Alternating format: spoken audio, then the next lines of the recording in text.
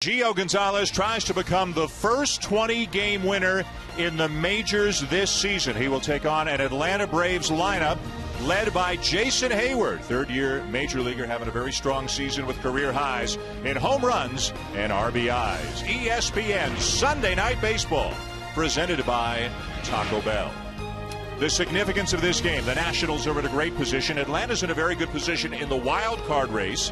7 games up on the Dodgers and Cardinals, who are tied right now for the second spot and tied in the 12th inning of their game right now in Los Angeles. But Atlanta says, hey, we're going to try to catch the Nationals for the division title. Hi, everybody. Dan Schulman along with Terry Francona and Oral Hershiser. It's not every day you get to be in a ballpark and see somebody try to win their 20th game of the season. With all the attention that Steven Strasburg has gotten, and deservedly so, it's hard to believe Gio Gonzalez can pitch as well as he has and still get overlooked at times. But tonight he's got a chance to make a real statement. And really be at the top of the Cy Young race. Gio Gonzalez, this young man, every pitcher's dream is to win 20 games, but he has done it this year with fastball command. Coming to us with 16 wins last year with Oakland. Now with the fastball command, it has brought the breaking ball into play, which is electric. The fastball gets him strikeouts, and the changeup is outstanding. 20 wins, definitely a possibility tonight. When you think about the Atlanta Braves, you can't help but think a little bit about the collapse of last September. Now, they're later into the month now. They're in great shape to at least get a wild card this season. Freddie Gonzalez sure seems relaxed, and things seem to be going pretty well. And it's an interesting blend on this team of veterans, guys right near the end of their career, and some young players who have become very important. You know, Dan, you're right. But their offense has been wildly inconsistent, and we're seeing a little bit of a changing of the guard, led by Jason Hayward and Freddie Freeman, who both homered yesterday. They need both of these guys desperately to get hot, but don't forget about the Hall of Famer hitting in the middle of them, Chipper Jones. 40 years old, Chipper Jones, in his last season in the big leagues. He'll hit right in between Hayward's third, Freeman's fifth. Chipper is in the lineup tonight and batting cleanup. He'll take on Gio Gonzalez, going for win number 20. Sunday Night Baseball is next.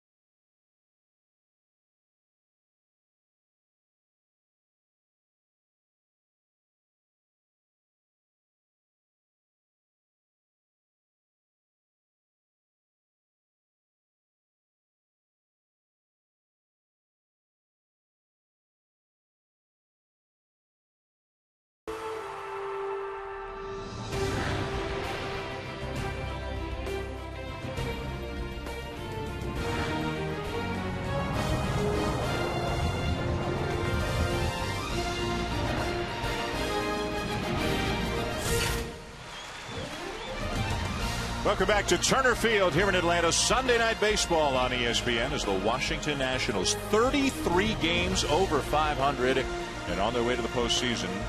Try to avoid getting swept tonight here in Atlanta. Davey Johnson managing his 5th different Major League team, 2nd season as Nationals manager, and what a season they have had. Here's the Washington lineup tonight, presented by Taco Bell. He's a bit of an unconventional leadoff hitter, but Jason Worth has been getting the job done in the leadoff spot since coming off the DL. Quietly, Adam LaRoche is leading all National League first basemen in home runs and RBIs. And they've got power from the middle infield as well, including Ian Desmond, who's been hot lately and has 23 home runs on the season. There are not any soft landing spots in this Washington lineup, but the Nationals will take on a left-hander Oral who's been pitching very well the last couple of months, Mike Minor. Mike Minor had a rough first half, not throwing enough strikes, but a real change in mentality to attack the strike zone, to get ahead of the hitters. An outstanding arm, 93-mile-an-hour fastball, and his secondary pitch, his cutter slider, has really come along. Defensively, the Atlanta Braves rank first in the National League. They committed only 79 errors. They got a guy who can go get him out in center field. Michael Bourne, a very good outfielder with Johnson and Hayward flanking him. Andrelton Simmons, the 23-year-old rookie the Braves are so high on, who has played a couple of months before breaking a pinky, now back off the DL and playing well again. And Brian McCann is out with tendinitis in his hamstring. Also has a sore shoulder that he had been playing through. So David Ross getting another start behind the plate, the 40th start of the season in place of the perennial all-star Brian McCann. Marvin Hudson is our home plate umpire, and first pitch swinging, the usually very patient Jason Worth skies one into left field where Reed Johnson awaits one down.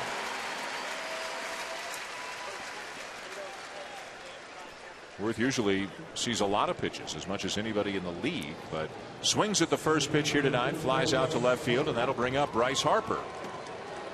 And Jason Worth got something he wanted, and he jumped all over it, and he just got under it. That's something where you know, a guy's going to the video. He got a fastball, and he wanted it, and he just got under. He's probably kicking himself.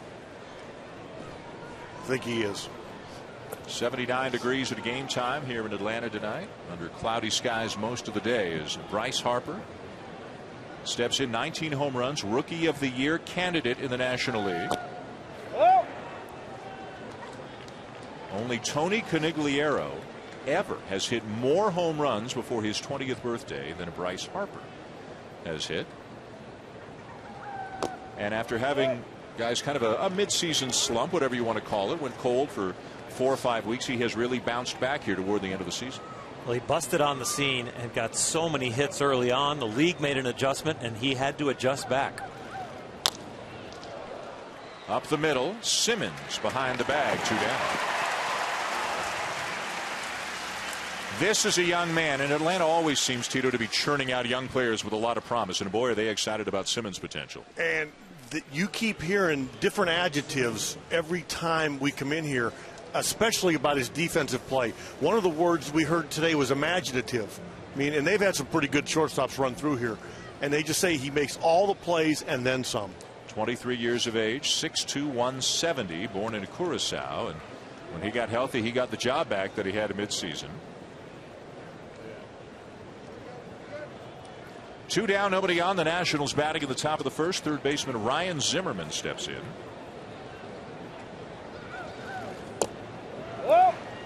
Zimmerman struggled early in the season. Remember, the shoulder injury cost him a couple of weeks, and then he played even though he wasn't completely healthy. Scuffled, but as you can see, since late June, he has been on a tear, and he's on his way to putting up big numbers this season. And that's been one of the keys for the Nationals. Zimmerman got healthy. Morse got healthy, although he's hurt again. They hope not seriously. Worth got healthy. Desmond came back off the DL. And all of a sudden, the Nationals are putting up runs all over the place to go with that great pitching staff. I was going to say, while they weren't healthy, their pitching staff was stellar from top to bottom, and it allowed them to maybe not score as many runs as they are now and still have that great record. Davey Johnson's team has put up almost 6 runs per game over the last 17 games. Steven Strasburg, you can see hanging out in the Washington dugout. He's been shut down as Zimmerman lines a base into right field. Strasburg shut down last week, so he's going to be just an observer the rest of the way. But the Nationals feel they've got the lineup, they've got the pitching, they've got the athleticism, they've got the swagger. They still really like their chances, and you know what? When you look at what they've got, it's hard to disagree with them. But just imagine if you had him to go with it. Yeah. Well, your ace gets shut down, and you've got your ace going tonight, Gio Gonzalez. Detweiler, Jackson. Landon takes Strasburg's place in the rotation. The strike taken by Adam LaRoche. I mean, their organization has done a tremendous job of accumulating young, good arms.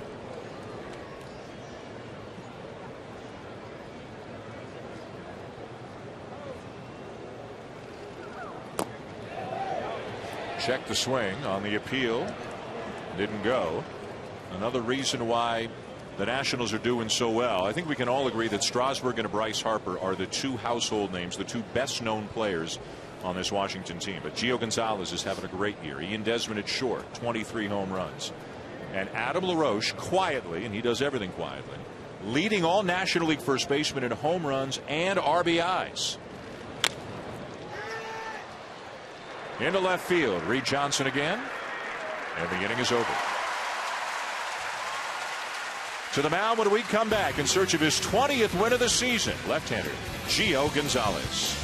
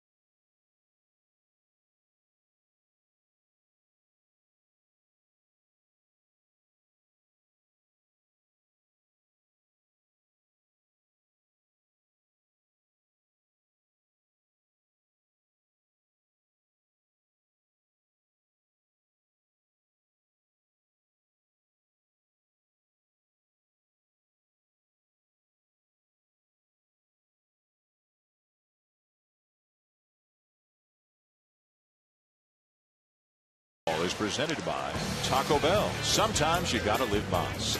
And in part by Nissan. Innovation that excites. Here in Atlanta, bottom of the first inning. The Nationals and the Braves. A look at the Atlanta lineup. Presented by Taco Bell. As Tito mentioned, wildly inconsistent, this Atlanta team offensively this year. Michael Bourne, to a certain extent, as he goes, they go. And he hasn't been going so well in the second half of the year, not getting on base as much. Reed Johnson is in there because the left-hander Gonzalez is on the mound. Of Martin Prado getting the night off tonight. And Chipper Jones, 2,718 hits. 3 shy of tying Lou Gehrig for 58th place on the all-time list. Gio Gonzalez, picked up at a deal from Oakland in the offseason, has delivered everything the Nationals could ever have hoped for and more. And that pitch there, Orel, is one of the big reasons why. 16 wins last year with Oakland, trying for 20, every pitcher's dream, and that curveball is the main reason. But the thing that sets it up now is the fastball command has made him so much better. Sharply hit into right center, a base hit for Bourne. And the speedster is aboard. Bourne is who make these Atlanta Braves go. In the left-on-left situation, he has to stay in against this curveball, and you just got to tip your hat. This is one of the best curveballs in baseball. Gio spins it and gets it to break, but Michael Bourne does a great job hitting that ball right back up through the middle.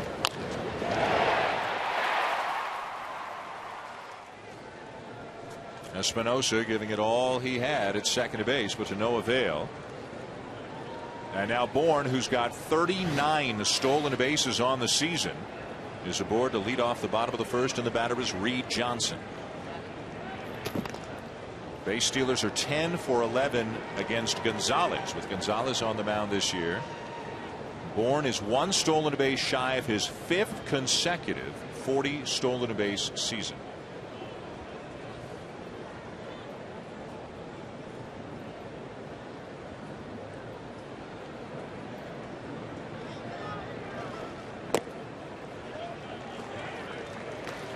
Johnson picked up before the trade deadline from the Cubs along with Paul Maholm.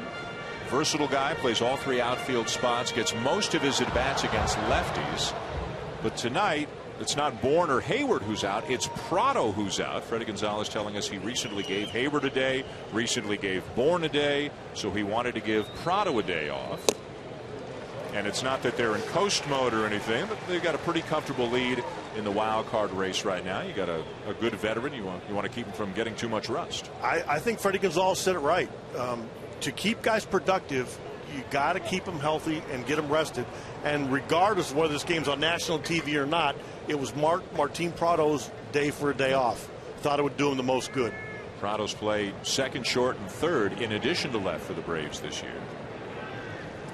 Johnson taking all the way, and he looks at a strike. Now, in my opinion, right here, with Michael Bourne on first, if he does steal, it's not going to come from the bench unless the count goes to 3-2. It's hard to make him run with a left-hander on the mound where he can throw over, can slide step. It's going to have to be all Michael Bourne's read, and if he's able to read the leg kick, then he can go.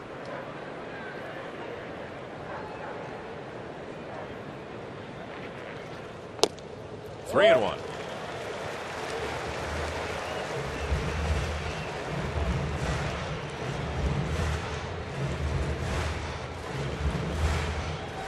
Gonzalez facing the Braves for the 4th time of this season. It faced him 3 times in a 7-start span back in May and June.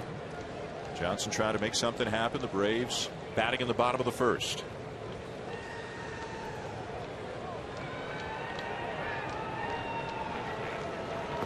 Three and two, and now you think it's on.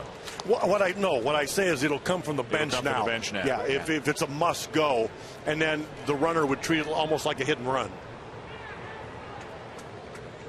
So let's see if Bourne is in motion. Even with all this speed at first, it wouldn't be surprising if he's not running here. A left-hander on the mound in Gonzalez. Kurt Suzuki, who's got a good accurate arm behind the plate. Bourne not much of a lead, not going, and the pitch is fouled off. Give Gio Gonzalez some credit right here. He's doing a really good job of holding Michael Bourne. Now, will it get in the way of making his pitch to Reed Johnson? That's what we'll see. Reed Johnson very good at taking the ball the opposite field, trying to stay back and read the ball as a ball or a strike, so that will make him hit the ball the opposite field through that big hole over there with the runner on first.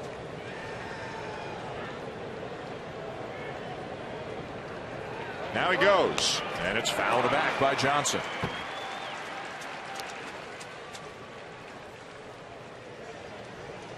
And Michael Bourne saw something here because he went on first move, and he was going all the way. And if this is a strikeout, he's gonna steal second base very easily. And don't be surprised if Gio Gonzalez now comes to first, because they've shown action over there with Bourne. And what's even better sometimes is to double up on the throw over. Give him a nice casual one the first time, and then go ahead and give him your good one. Not going, and fouled off again by Johnson. Good grab.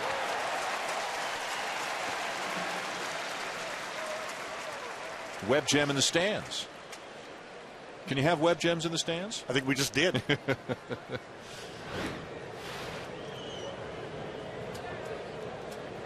Never in doubt.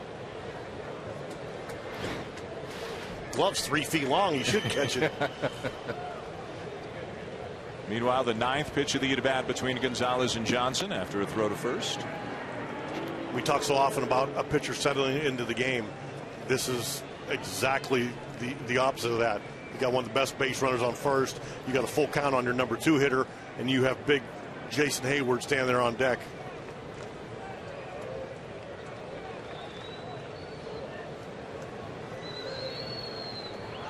Not going. Johnson lifts one down the right field line, and this is going to wind up foul and out of play.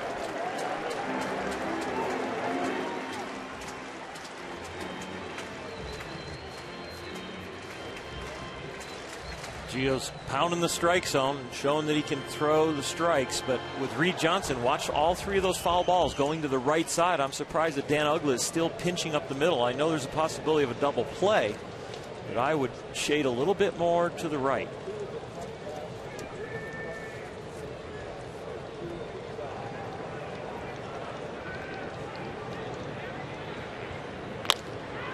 And a fly ball to right field.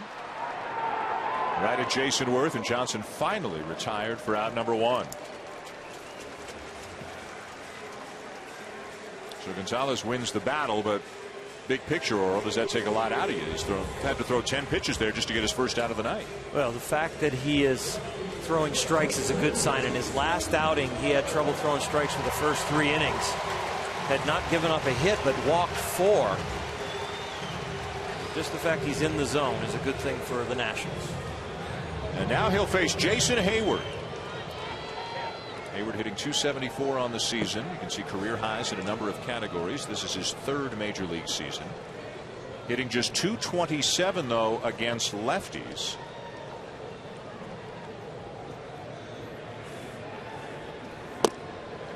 Although compared to most Braves, Hayward's had a very consistent year. He's really driven the ball well, has not been prone to the ups and downs that many of his teammates have. And they're waiting on deck 40-year-old Chipper Jones, who as always will get a huge ovation in his first at bat of the night as his remaining games as a big leaguer continue to dwindle.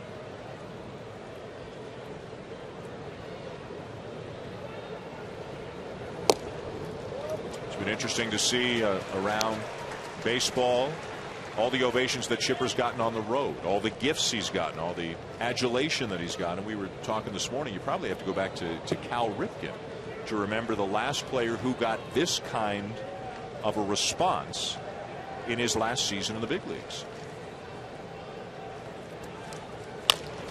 Chopper to the right side off the bat of Hayward. A bit of a funny bounce. Espinosa will take the out at first. 2 down. Bourne to second as Chipper makes his way to the plate.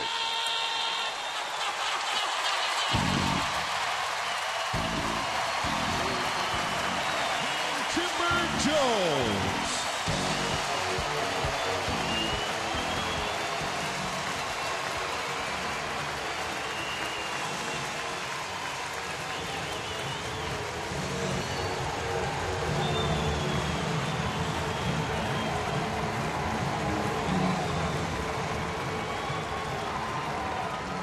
I don't know if you ever get used to it because it's happening every night, but boy, they love Chipper here and around baseball. It's going to be interesting to see how they approach him with the left-hander Freddie Freeman hitting behind him.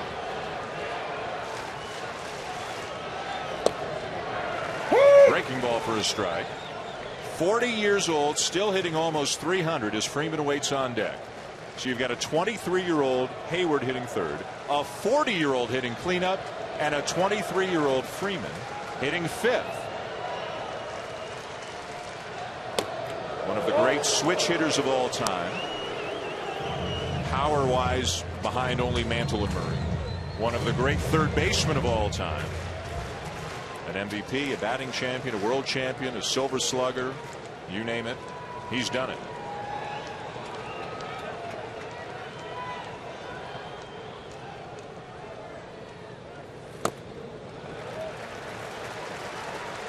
With all the great ability and all the awards and accolades, Chipper Jones, one of the smartest hitters that you're going to find also. He knows exactly this situation. He's had it so many times in his career with first base open, and he's not going to get himself out. He will take the pass and pass the baton to Freeman.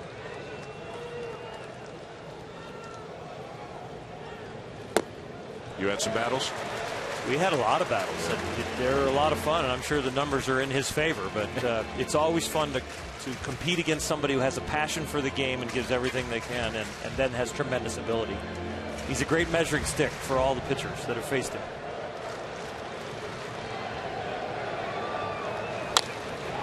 Up the middle, Desmond, and the inning is over. Bourne is stranded as Chipper Jones grounds out, and we're at the end of one here in Atlanta. No score. Nationals and Braves.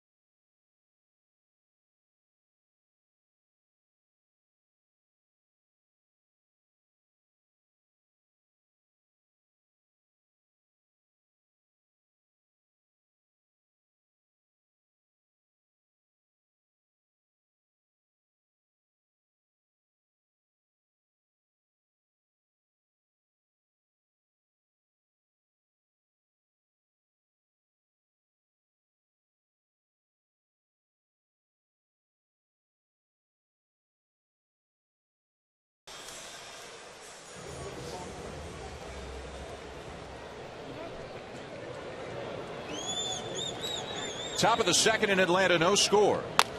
Ian Desmond with a fly ball. Left field, Johnson tracking it, makes the catch. Just shy of the track for out number one. Let's get an update on another all-important game tonight. Here's Carl back in the studio.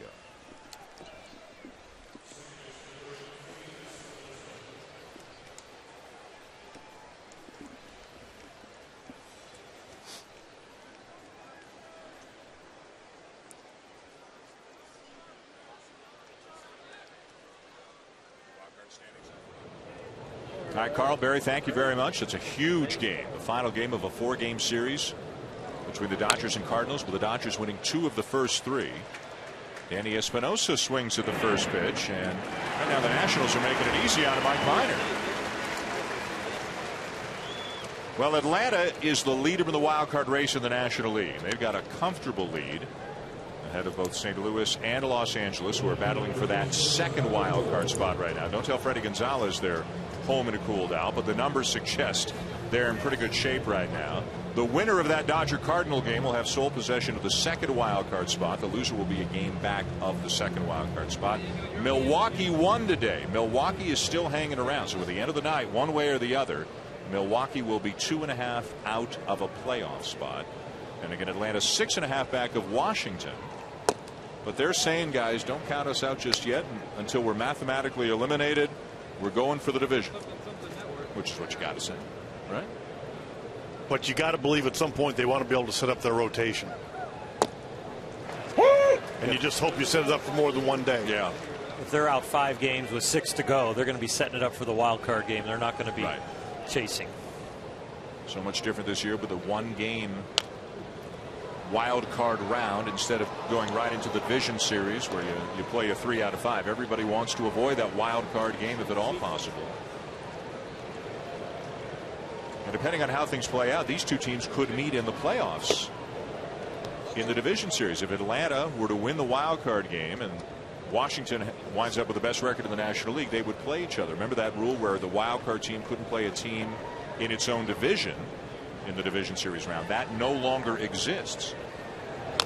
And they would start here in Atlanta. Yes. The wild card team gets to start at home. Another quirk, they go 2 and then 3 instead of 2, 2 and 1 with the extra layer of playoffs. Baseball didn't want to extend the season any further, so for this year alone at this point it's 2 and 3 as opposed to 2, 2 and 1. How would you feel as the manager of the team if you're Davey Johnson and you've got to play your first 2 playoff games on the road? Not good. Not good. And you know, and the stats back it up. Most series don't go to game 5, right. So you're rewarding the team with the worst record. There's ball 4 as Tyler Moore draws the walk. He's filling in for Michael Morse, who is out with a wrist problem.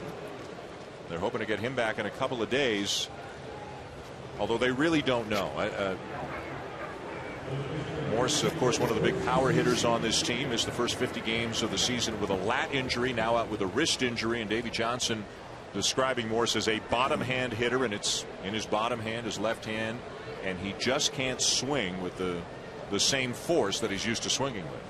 He barely uses his top hand. Davey Johnson describing his grip kind of like a golfer with a very loose top hand.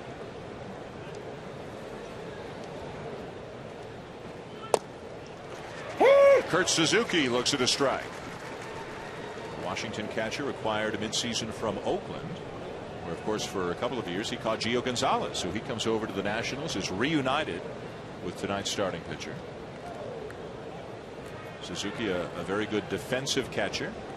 A guy that Davey Johnson said he liked from a time back when he had him on a U.S. team that played in Cuba. He had Suzuki and he had Jared Saltalamacchia, who you managed, and Suzuki was the starter. And Suzuki's hitting 228, but Davey Johnson spoke of it, and I agree with him. He's a better hitter than that.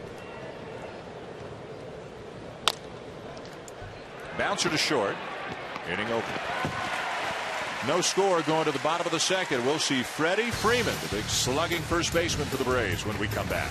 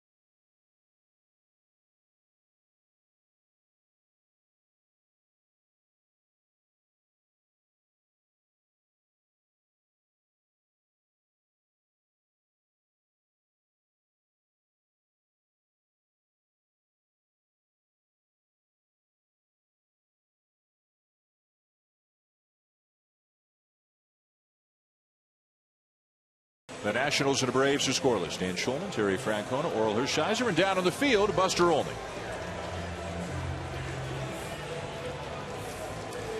Guys, Gio Gonzalez was taught his curveball by his father in the narrow alley next to the Gonzalez home. Gio says that to maintain the proper delivery, he had to keep the ball in that space. Today, his father, Max, told me that when he showed Gio the curveball, he told him, throw it as hard in your arm action as your fastball and from the same angle. That adds to the deception of the pitch. And Gio told me he's changed nothing from what his father told him about throwing the curve, Dan. And it is as nasty a curveball as just about anybody throws in the big leagues right now. He throws it a lot, gets a lot of outs with it, actually throwing it a little bit less often this year, Oral, than he has in the past. He is throwing more strikes this year than he has in the past. One of the reasons why he's gone from being a very good pitcher to a potential 20-game winner. As Freddie Freeman fouls it back, the ball and a strike. Gonzalez, for those who may not be aware, the last 2 years with Oakland went 15-9 and 16-12. And was an all-star last year, but has taken it to another level this year with the Nationals. Gonzalez still just 26 years of age. I love the bit of advice that his dad gave him early on about the curveball of using the full arm speed, not thinking of it as an off-speed pitch.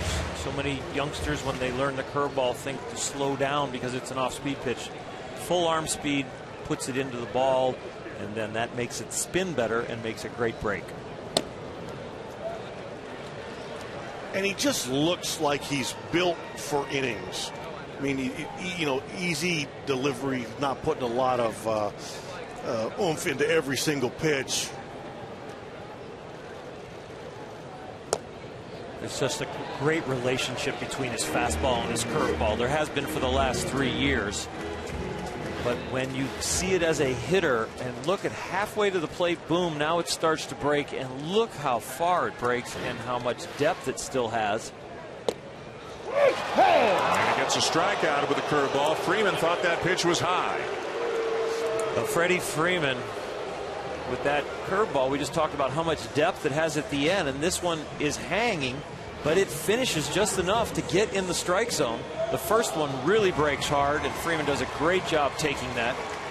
And now the last one in the 3-2 count looks like it's going to be a hanger, and it fights its way back to the top of the strike zone. It's not a ball, it's a strike, and he gets that good rotation, and instead of hanging and staying flat and being a ball or a hit, it catches the top of the strike zone.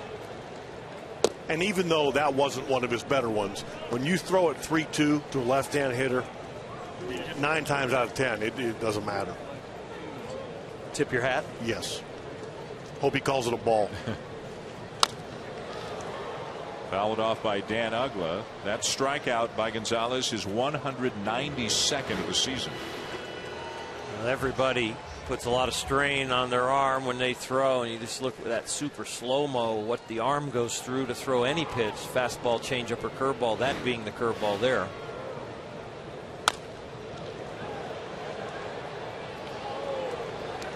Ball and 2 strikes on Uggla, the second baseman for Atlanta. Hitting just .213 on the season. Hot over the last week and a half, as you can see. And that coincided, Tito, about with the time when Freddie Gonzalez said to him, you're not necessarily going to be an everyday guy anymore because you're not hitting all that much. But Uggla had a couple of multiple hit games, and he's done better generally since.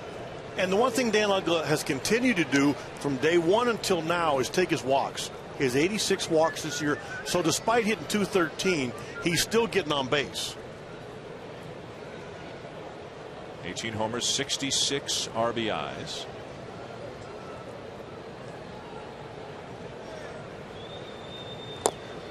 And we talked earlier about how the Braves lineup is wildly inconsistent. Dan Uggla is right smack in the middle of that. He can get as hot as anybody in the big leagues, and he can get as cold as anybody in the big leagues. Had that hitting streak last year. Yes, 33 games yeah. in the second half after he was hitting under 200 in the first half. He was below the Mendoza line there for a long time, and the last guy you'd have thought last year would have had that kind of hitting streak. And then this year he got off to a great start, and then he hit the skids. It's completely backwards. And Freddie Gonzalez, his manager, knows him well. He had him in Florida before he managed him here in Atlanta. Ripped down the left field line, deep but foul. He turned on a 95-mile-an-hour fastball and he yanked it foul. If there's confidence on the mound in the curveball, what a great time to throw it. Because you can fool him with the speed and you can fool him with the break. The only problem is it's 3-2. Some deep counts for Gonzalez. The pitch count climbing in the early going.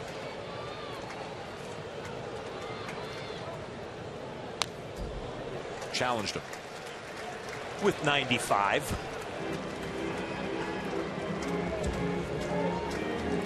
That swing right there isn't the old-fashioned protect the plate and go to right field with 2 strikes. That's not in his DNA. Oh boy, he came unglued. Look at those arms. Those arms don't just try to poke one the other way as he takes ball 4. Well, he missed with that 3-2 curveball. It was another hanger, but not to a left-handed hitter, a righty that just stayed out there. But when he is locked in, the visual of the fastball and what it looks like halfway to the plate to the hitter ends up high and away, but they swing at it because it could break in. And then the curveball in that same hitter's window halfway, the same approximate place, but then here comes the break. That's the foundation of a possible 20-win season. Well, let me ask you about that. You won 23, I believe, in '88, and I was, when you're on the mound going for your 20th win, when it hasn't happened before, as David Ross, the catcher, steps in for the Braves. Chopper weakly hit to short. Charging Desmond will make the play, 2 down. Not only is Gonzalez, he's got to be thinking about win number 20, but also with Strasburg getting shut down, Gonzalez now is the undisputed ace of this staff. He's going to start game 1 of the playoffs. And that's a lot going on in a guy's mind, right? Yeah, you take your ace and you shut him down with the innings count, protecting him from coming back from the Tommy John surgery. That's Steven Strasburg. And then you become the ace, and not only the ace of the 20 games. I really think that there is some pressure on him. I think he is feeling it, and he's going to learn to go through it. You know, he's won 15, he's won 16, he's been a big-time winner and an all-star. But this is another plateau, and every pitcher wants to get 20 wins at some time in their career. And he's an excitable guy as well, so maybe having to manage those emotions just a little bit. Here's Simmons, the shortstop, with a runner at second and 2 down. And Kurt Suzuki made a trip to the mound, and the reason behind that was Mike Minor's on deck. They have an open base. Simmons is a young hitter, but he's really strong against left-hand pitching, so it would not be surprising to see if Gio tries to make him go after something out of the strike zone.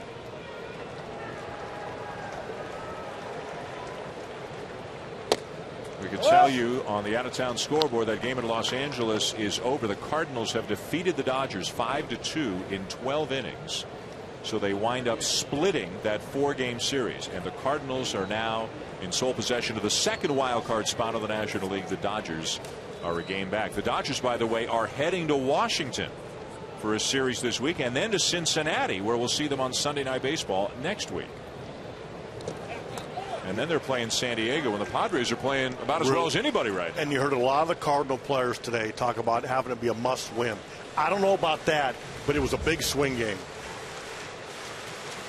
Well, yesterday was a gut-wrenching loss for the Cardinals late, and you just wondered how they would react, and they reacted very well today coming back. You know, it's funny, the 2 games the Dodgers won in the series, Luis Cruz was the guy who, he's been driving in some big runs for them. He had the big hits in that series in the 2 games the Dodgers won. Curveball for a strike, 2-2. And this is the tough thing about having a young kid hitting 8th, because you're going to get pitched backwards, and by that I mean, you know, breaking balls and fastball counts. And sometimes you can give some at-bats away. Well, if there was nobody on, you'd want him to try and get on with a walk. But right now, you want him to expand the strike zone, try and drive this run in.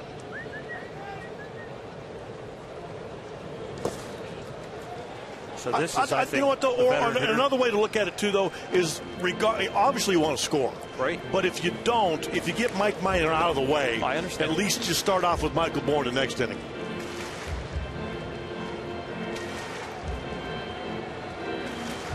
The pitcher waiting on deck should the inning continue. 42 pitches through an inning and 2/3 thrown by Gonzalez.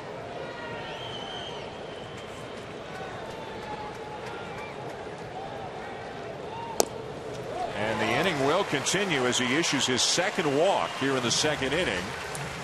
Historically, this had been a problem for Gonzalez. His walk rate has been coming down year after year. It's at its career best this season, but it's come back to bite him a little bit in the early going here tonight.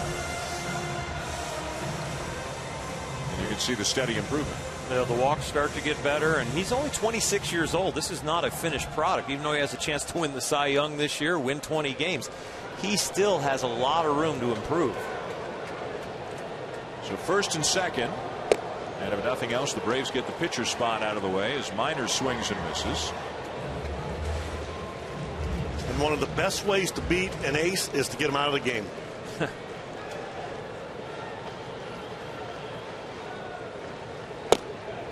Over the outside corner, 0-2.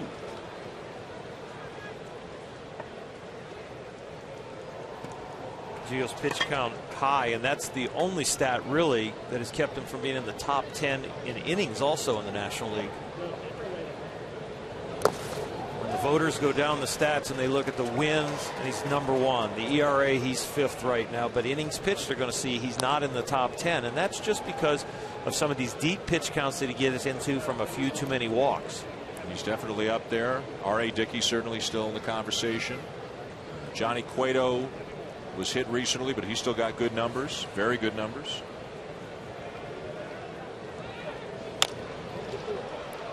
And then you wonder if the people who get a chance to vote for the Cy Young Award will look at a Craig Kimbrell or an Aroldis Chapman and put them in there, or, and I remember the conversation we had, Oral, where you feel strongly that unless there's something really out of the ordinary, a starter should win the Cy Young Award, and Gonzalez, Dickey, in your mind, certainly have done enough to warrant winning that award, right? I think right now that Gonzalez and Dickey are the ones that are the front runners, and I would say Gonzalez, it's his to lose. If he just is solid and pitches the way he has for the whole year, I think he might finish this off.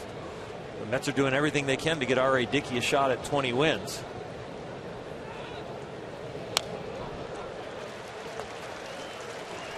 Gonzalez with one more win right now.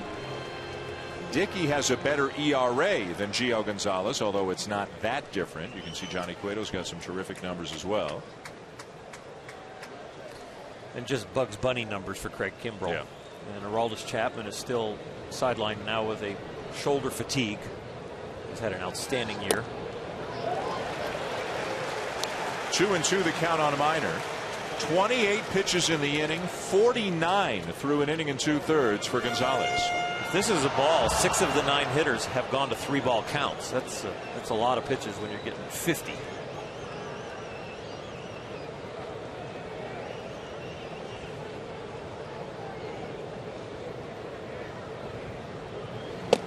And the inning is over. 2 men left on. A Baseball Tonight update. Checking in on Gio Gonzalez's old team on the other side of his break.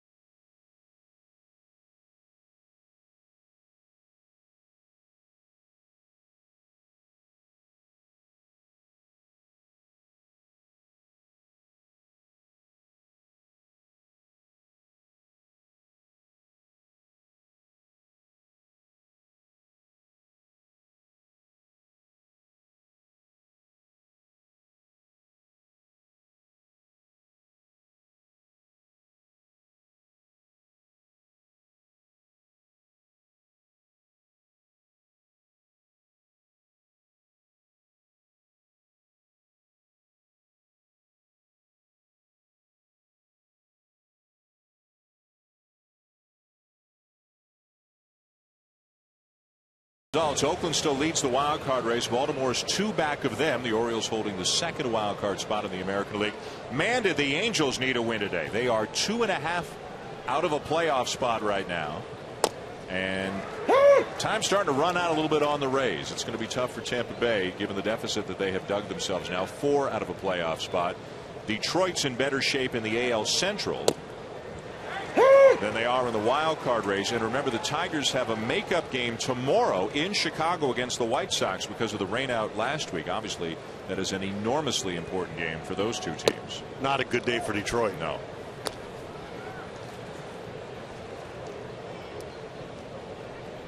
Gonzalez leading off the 3rd for Washington. No score between the Nationals and Braves. 2-2 the count. It's going to be really hard to sort out as we go down every day. Somebody's going to have a good day. Somebody's going to have a bad day. There's going to be a shift. You're going to be worried about who they're playing the next series. And it's amazing from Sunday to Sunday. Yep. I mean, just Milwaukee. I mean, where'd they come from? All of a sudden. And you know, one thing we shouldn't lose sight of is that Oakland, yeah, they're leading the wild card race, but they've still got 7 games left with Texas. And we talked about how much you want to avoid the wild card game. You want to win your division. They've still got a shot to catch the Rangers. Swing and a miss. Gonzalez gone. Now they got to play well against them when they meet them, but that's a couple of series to keep an eye on. Let's recap some of the series that took place this past week and ending today in the American League. The Yankees taking 2 out of 3 from Tampa Bay. Baltimore winning today, avoiding the sweep. Oakland still taking 2 out of 3, and the Angels bouncing back from that horrific loss yesterday to beat the Royals today. 2.5 out in the wild card race.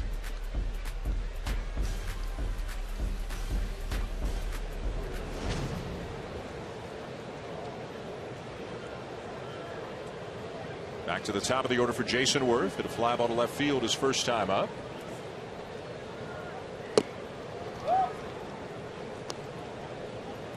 The Tigers, meanwhile, in spite of the loss today, took 2 out of 3 from Cleveland. They're 2 back of the White Sox, who swept the Twins. You got to give the White Sox a lot of credit. They just keep playing.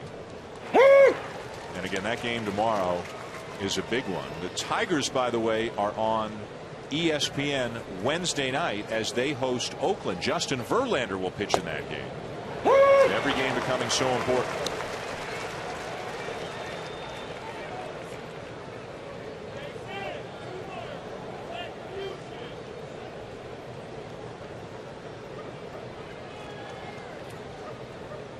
One, 2 to Worth. Out of play. You know, we saw Jason Worth earlier in the year when he hurt his wrist. And the one concession he said he had to make was he's using a bat that's 1.5 ounces lighter. But that's really the only concession.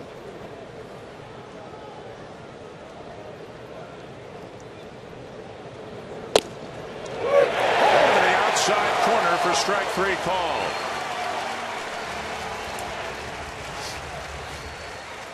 Well, our K-Zone presented by Firestone.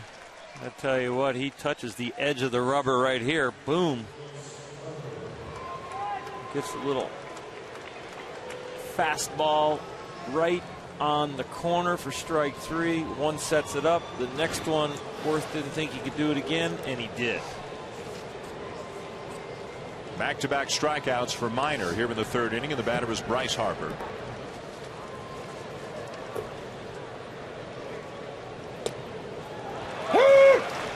Mike Minor, over his last 12 starts, entering this one, has an ERA of 2.39.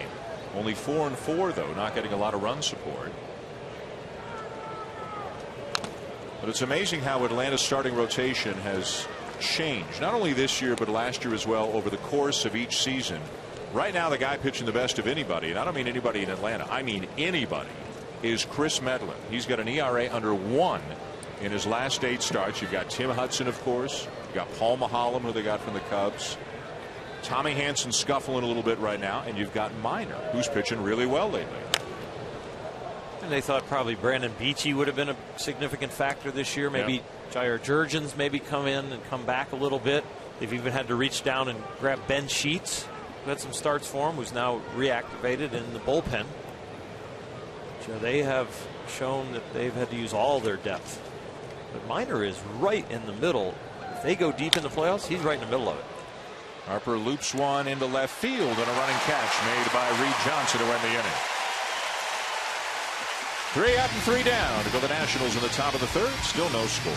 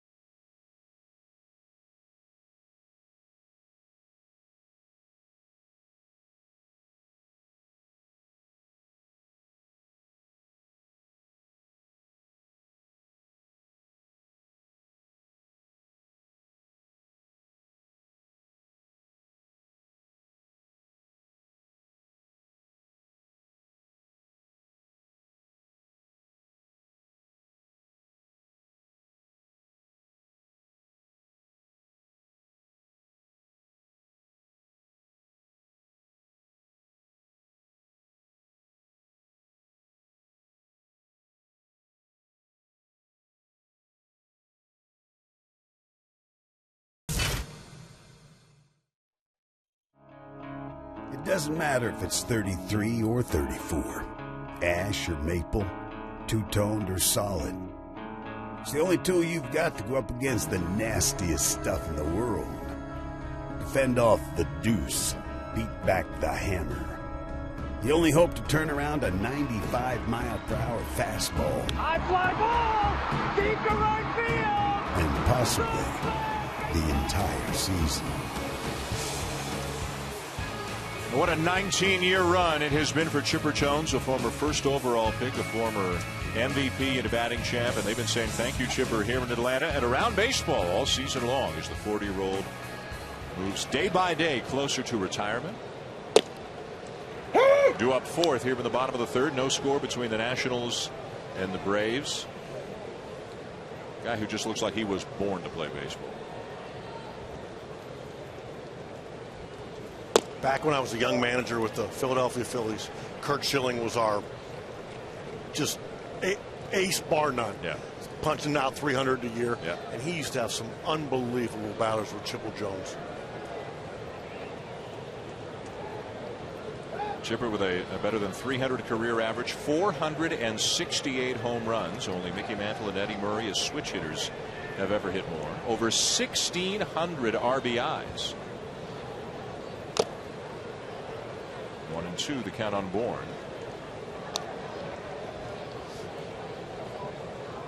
And it looks like he'll be able to end his career getting into the postseason. Of course, he got there so many times, 14 consecutive times, won just the one World Series, 1995, but may have another shot at one this year.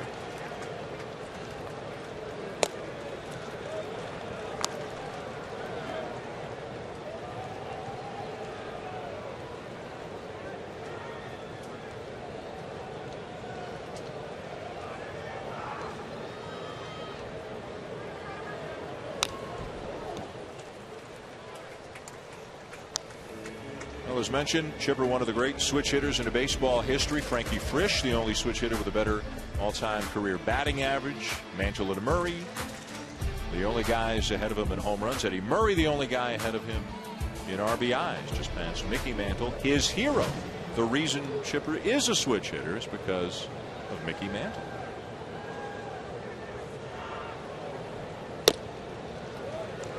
Boy, did he respect Mickey Mantle when he was a minor league player. He was getting ready, knew he was going to meet him the next day, and he got up at 3 in the morning out of his bed and got in front of the mirror and practiced shaking hands with Mickey Mantle. Wow. Fouled back by Bourne. Chipper also with the most RBIs of any third baseman in history.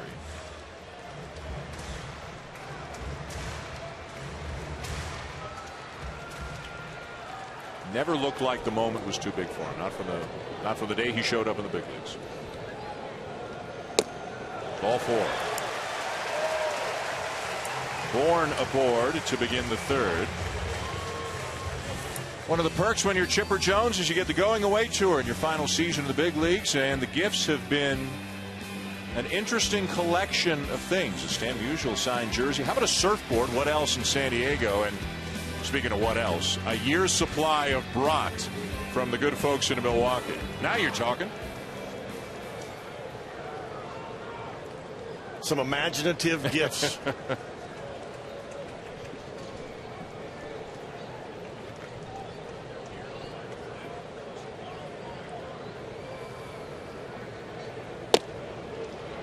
Strike taken by Johnson. We have the same situation we had back in the first inning with Bourne at first to begin the inning.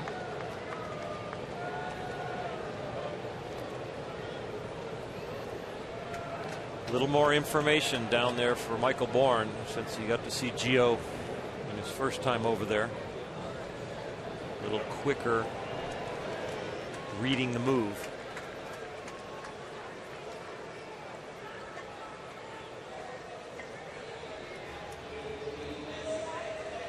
His last start in New York against the Mets, he had no hits through 3 innings but 4 walks, and he attributed these two teammates, Desmond and Suzuki, to calm him down and got him through those innings. And it looks like they're having the same type of discussion here as the pitch count grows larger at 59. Well, Suzuki giving Gonzalez a talking to. Then he's giving Marvin Hudson a talking to out on the mound right there. Marvin said something to him probably like, let's keep it moving. And Suzuki, whatever it was, probably harmless, but had an answer back to the umpire. Suzuki probably said, we're trying to talk him into the strike zone, and that'll make the game a lot quicker. You know, that may have something to do with signs. Even with the runner on first, with the base stealing ability of Michael Bourne, they might be using multiple signs. So that Bourne can't look in there when he takes his lead. Yes, just make it a little bit harder. The curveball's coming. Exactly. A lot of base runners will take that lead out there and try to peek in.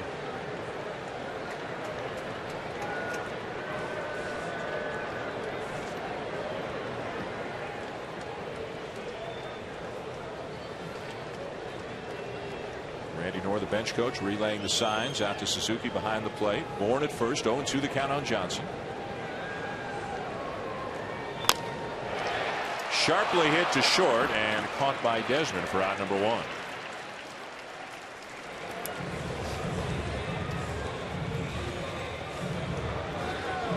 So Bourne remains at first, and here's Hayward for the second time tonight. And what a difference being healthy has made this year for Jason Hayward. With Ugla going through an extended slump, Freeman has had his ups and downs. Bourne has struggled in the second half. Hayward has been as much of a constant for the Braves as they've had this year. Prado's hit well, not in the lineup tonight. Chipper's hit well when in the lineup, when healthy enough. Oops. And he guessed wrong. And by all accounts, his outfield play has gone off the charts, getting to the point where he's potentially a Gold Glove outfielder. And he tweaked something there on that swing. Tweaked his left elbow, being fooled on the breaking ball. Nope.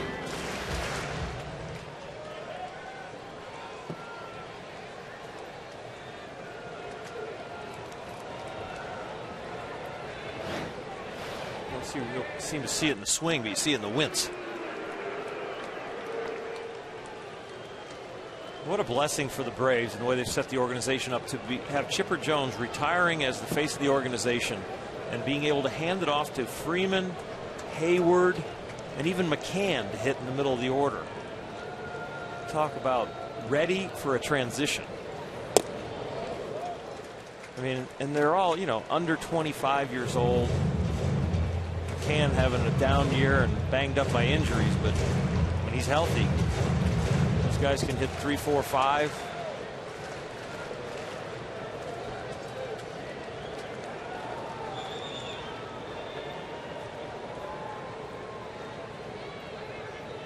Runner goes, and it's sent foul by Hayward.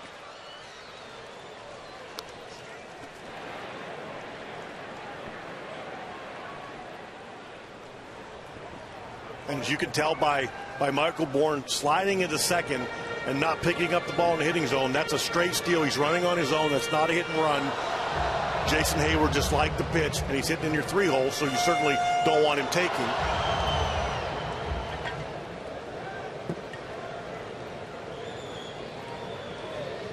Bourne with more stolen bases than any other player in baseball the last 5 years, and it's not even close. A base hit into right field for Hayward. Bourne rounding second, stumbling a little bit, but still easily into third. Atlanta with the runners on the corners and 1 out.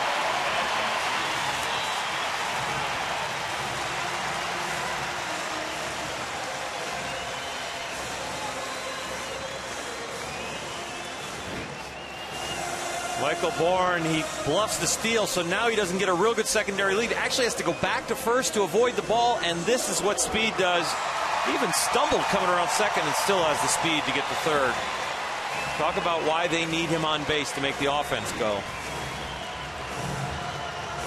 You're right. He just outran the ball into third base. There's no way that no secondary lead. Go back to the first, stumble around second. Here's Chipper.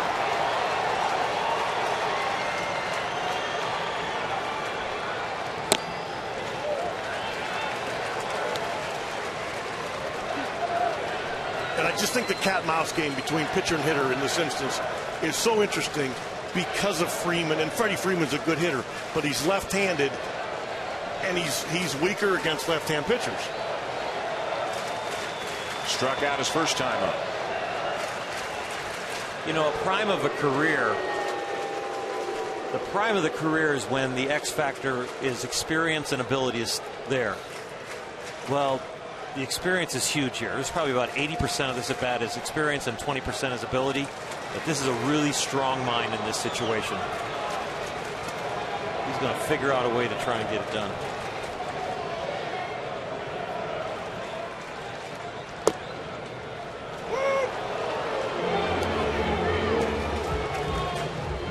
As a 40-year-old, Chipper needs to get the bat start a little bit earlier than he used to, especially against a 95-mile-an-hour fastball. How susceptible does that make him to that big curveball? Well, a lot of these Brave hitters have really just spit on the curveball tonight and forcing him to throw the fastball, and that's what they want to hit. They've taken that curveball an awful lot.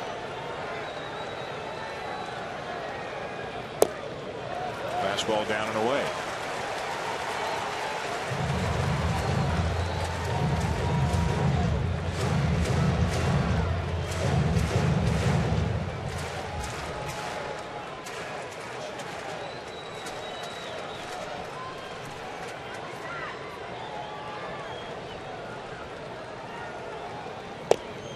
A strike.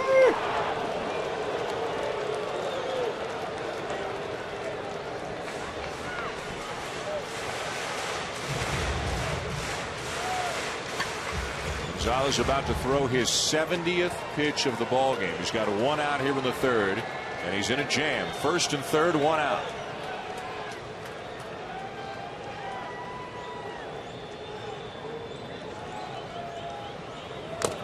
Got a piece.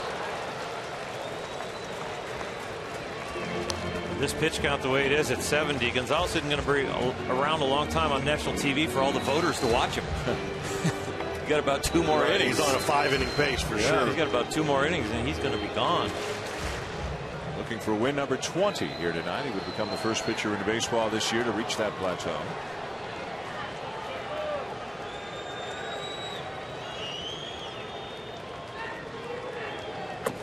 Down and in with a curveball. A full count, and that is the 7th 3-ball count for Gonzalez to the 13 batters he's faced, and he wants to talk to Suzuki again. Well, there's a lot going on right here. This will be interesting to see what the Braves do. With the count full, 1 out, would not be surprised at all if Jason Hayward runs, and then one of 2 things can happen. Either the Nats don't even make an attempt and throw to second, or Hayward stops and lets Michael Bourne try to score on a throw. Advantage definitely Atlanta right here.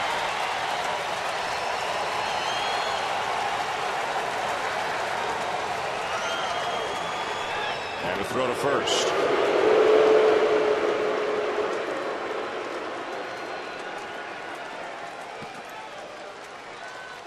Great speed at third. One of the fastest guys in the baseball. Very good speed at first. And a full count on Chipper Jones. Hayward running. Down the right field line, foul. Almost an excuse me swing. Almost an excuse me home run down the right field line. He completes this swing at all a little bit. Boy, this ball's crushed. He just squares it up on a check swing.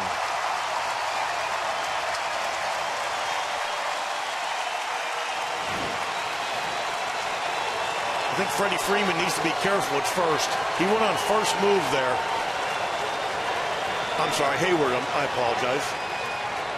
Going again. Chipper lines it into left center, a base hit. Bourne in to score.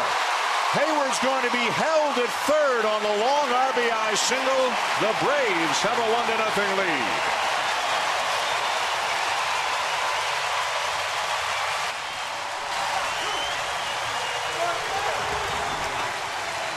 And Chipper Jones saw so many pitches, got the deep count, got a fastball, down but over the middle, drilled it into left center.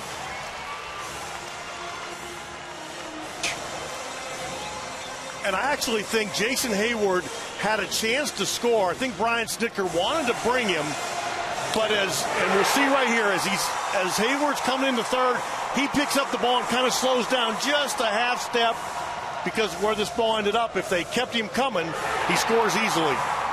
Watch him glance over his right shoulder and just slow down a touch.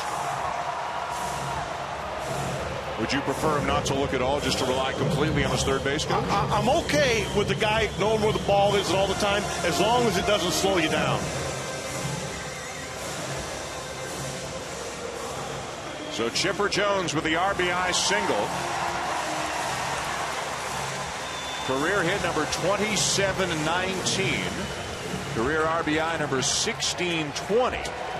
And it's 1-0 Atlanta. Still first and third, one out of the batter is Freddie Freeman.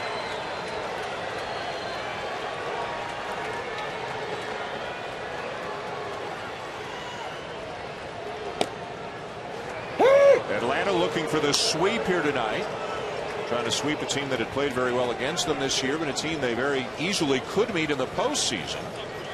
Gio Gonzalez on the mound for Washington, trying to become baseball's first 20-game winner of the season.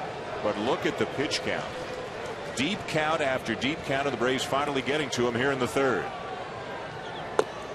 Well, and Freddie Freeman got rung up on a breaking ball his first time up that he thought was high. And then the first pitch fastball he also thought was high again. Gio Gonzalez just not himself tonight. Really can't find his rhythm. Talking to himself out there.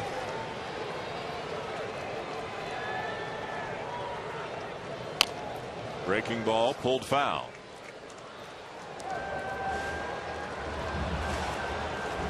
Dan, I think you make a good point that they could meet each other in the playoffs. And if Atlanta can sweep them here, it's going to leave a bad taste and give Atlanta a lot of confidence if they can come through that wild card one-game playoff. Davey Johnson's team at 89-56, 6.5 up on Atlanta in the NL East. Down and in, 2 balls, 2 strikes. Washington is 10-7 against Atlanta this year. This is the final meeting of the regular season between these two division rivals.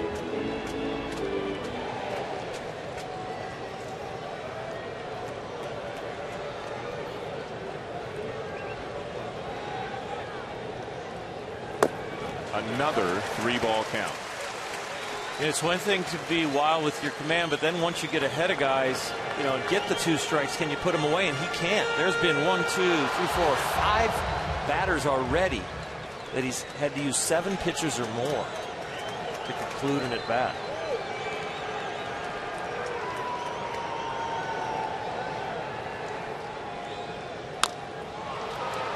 Fly ball to left field, not very deep. Tyler Moore will make the catch. Here comes Hayward. Here comes the throw, and it's not in time. Freeman's sac fly delivers the second run of the night Chipper Jones into second on the play. Well, this is not a very deep fly ball, and it's not a strong throw by Tyler Moore at all. Gio Gonzalez probably a little frustrated, thinking, well, if I was out there in left field, I could have threw this guy out. But you just see a little short arm, not a lot of good momentum there, not a very strong arm. And Chipper Jones did a really smart baseball play there. He tagged up at first, and they were going to exchange the out for the run. Now the throw ends up going through, so he gets himself in scoring position, but it's a good baseball play all the way around. Tyler Moore, by the way, the left fielder, was a natural first baseman to move into the outfield because they've got a need out there. Craig Stammen, a right-hander, was up in the Washington pen under the watchful eye of bullpen coach Jim Lett. This doesn't happen often to Gio Gonzalez. In his last 3 starts, he's won all 3, and he's given up only 1 earned run combined. But he is laboring here tonight. The batter, Dan Uggla. And Or, you could speak to this certainly way better than I could, but I think a start like this really puts a beating on your pitcher. I mean, it wears you down. Well, coming into it and knowing it's the night game, that everybody in baseball's home relaxing after their games and watching, you want to perform well. You think about it all day. Check swing, foul off. And then add to that, going for 20 wins. Add to that, trying to win the Cy Young. Add to that, the ace Steven Strasburg's been shut down, and I'm going to be the man from here until our season ends.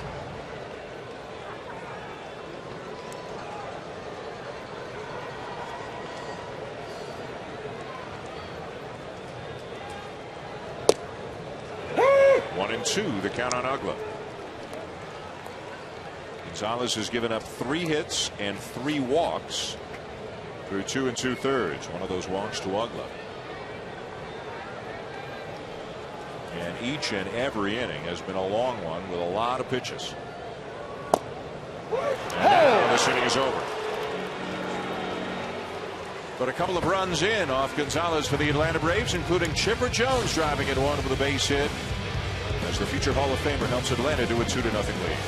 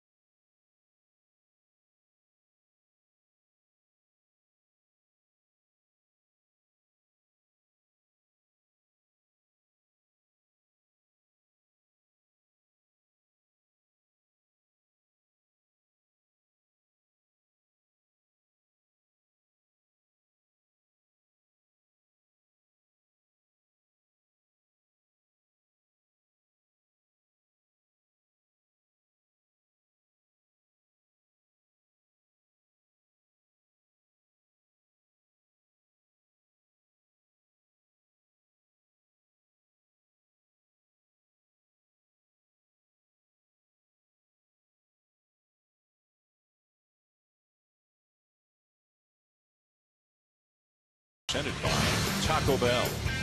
Welcome back to Atlanta, the home of the Braves. Dan Schulman, Terry Francona, Oral Hershiser, Buster Olney. Atlanta looking for a 3-game sweep over the Washington Nationals. And they've got a 2-0 lead going to the fourth.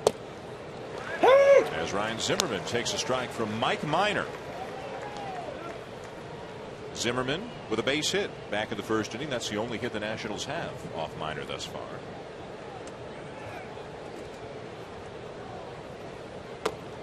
Minor has given up 1 hit, walked 1, struck out 2.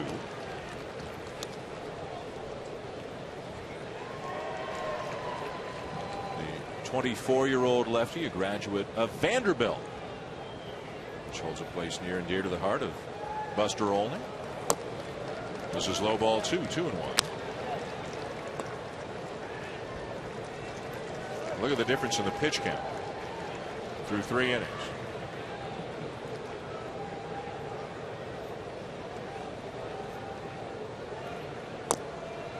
Just missed.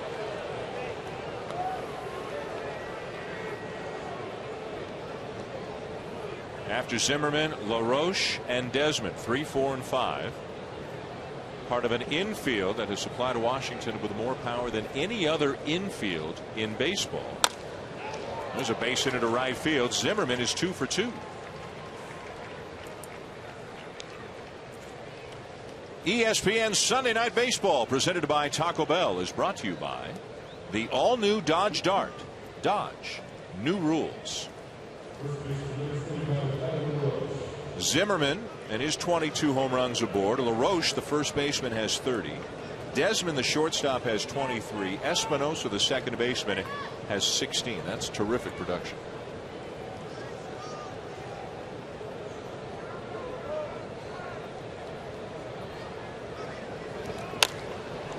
A mile-high pop-up. Will it stay in play? Freeman went all the way over to the seats and then came back about 15 feet to make the catch.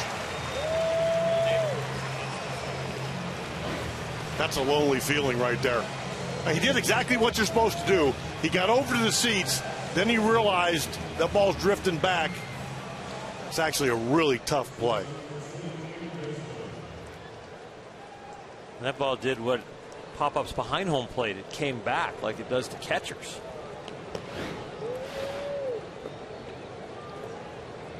A big out recorded by Freeman here to help Minor. 1 down, 1 on, and the batter was Ian Desmond, the shortstop. Hit a fly ball to left his first time up. A guy who swings more often than any other hitter in the National League, 55% of the time. Come on, Ian, work with me here. Happened last week. Sandoval gets 4 at-bats the previous day. Swings at the first pitch in all 4. We talk about that. What does he do in his first at-bat? Walks. Come on, Panda. It's like the free throw shooter at the line when they made 30 in a row. Yeah. Now he's just messing with us. Yeah, I can't tell you how many times you do a game, you say, there's J.J. Redick, 92%, highest in ACC history. Clank. Sorry, J.J. Because if I hadn't said it, you wouldn't have missed it. Base hit into left field for Desmond. Up to second goes Zimmerman.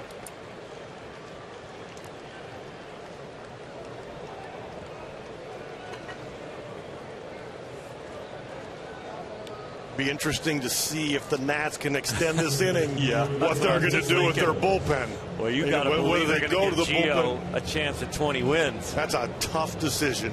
You start managing with your heart. I mean, he's at 84 pitches. You're in the 6th hole right now, boy. And it could be 2-2 with him coming up, possibly. That's quiet right now. But Stamen had been thrown, so it wouldn't take him very long if they decide to do it. Espinosa, the batter, 0 for 1. And a ground ball to short. Double play to win the inning. Minor off the field. 2-0 Atlanta going to the bottom of the 4th.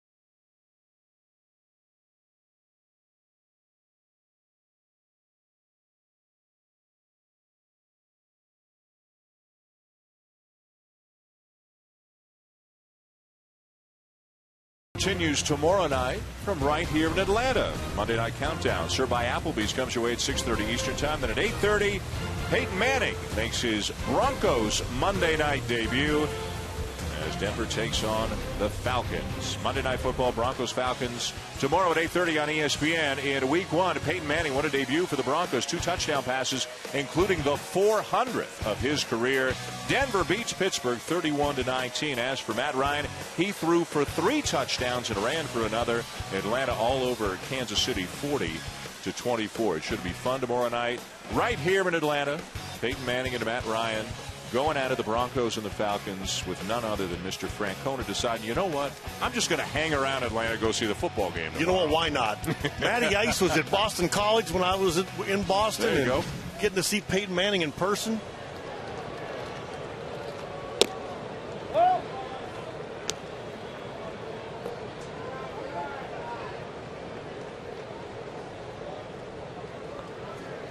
Gio Gonzalez facing the bottom third of the Atlanta lineup. Trailing 2-0 here in the bottom of the 4th. David Ross is the batter. Gonzalez 19-7 on the season, trying to become the first 20-game winner in the big leagues, but he's trailing, and his pitch count is way up there. A fly ball into shallow right field for Worth. 1 down between innings. Buster Olney with Washington pitching coach Steve McCatty. Steve, Gio Gonzalez with more than 80 pitches so far in this game. What do you think he's struggling with his command? Well, a little bit. One thing, he's pitching on an extra day's rest this time. That always throws the starter off, and plus we kind of got him out of his rhythm. They kind of changed signs out there. I think something going on. Somebody had a hard time seeing, so it kind of threw him off. And we just got to get him back to trust himself and pound in the zone and go after him. How much further can you go with him tonight? Well, we'll see how this inning goes right here. You know, that decision's up to Davey, but you know he has the ability that if he goes out and just lets himself go and trust it and see what happens. You know, we'll see how it goes. You know, he's been up to 119, but I don't want to do it in 4 innings. Thanks, Steve. Well, so far so good. 2 outs on only 4 pitches. That's exactly what he needed. That's exactly what he needed. I mean, if you look at the big picture in this game, it's only 2-0. There's a lot of baseball to play. He's got to try to finagle his way through the 5 innings. And now he's got Minor, the pitcher, up looking for the 3rd out of the inning. I think Steve McCatty gave a little hint there that if the pitch count's up, he doesn't want to do it in a 4 or 5 inning stint, but he's going to let him go to 110, 115 if he can get to 6.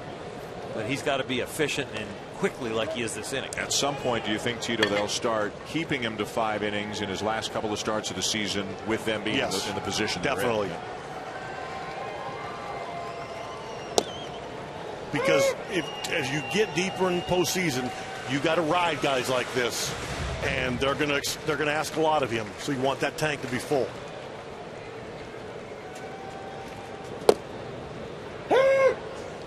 Two and two. We got one horse on the mound that they're going to ride, and we got another one on the bench that, because of the Tommy John and the decision to keep the innings down, that Steven Strasburg is just going to be a spectator. Inning over.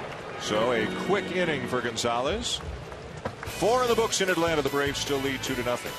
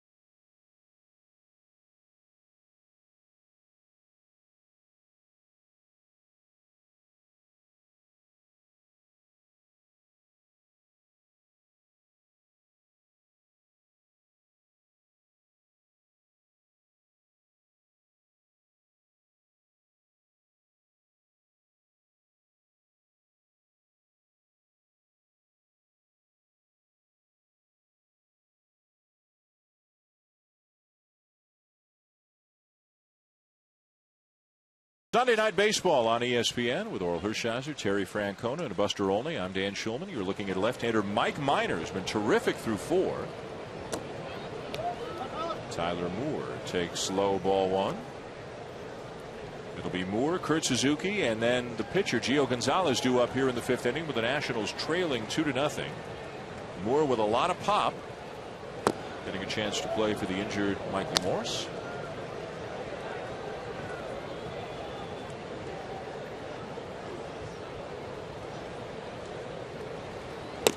Upstairs, ball 3.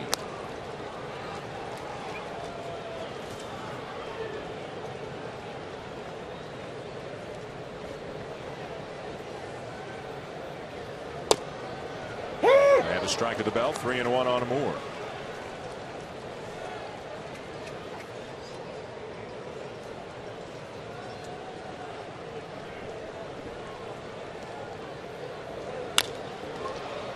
Fly ball to left field, racing over, now back and reaching up is Johnson to make the catch for out number 1. Between innings, our Buster Olney with Atlanta manager Freddie Gonzalez. Freddie, what are you seeing in Mike Minor tonight? Well, I'm seeing him pounding the strike zone, and he got himself in a little trouble there in the 4th inning, and he was able to go to his changeup and induce a double play there. And that's stuff that early on in the year, that would have been a big inning right there. And, you see him mature and growing up in front of our eyes. Chipper Jones, another RBI.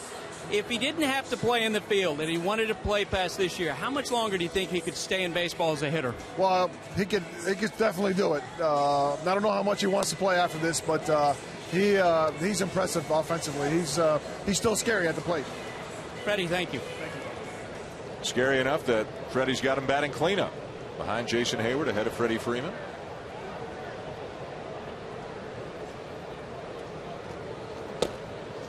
2-0 the count on Kurt Suzuki, the Washington catcher.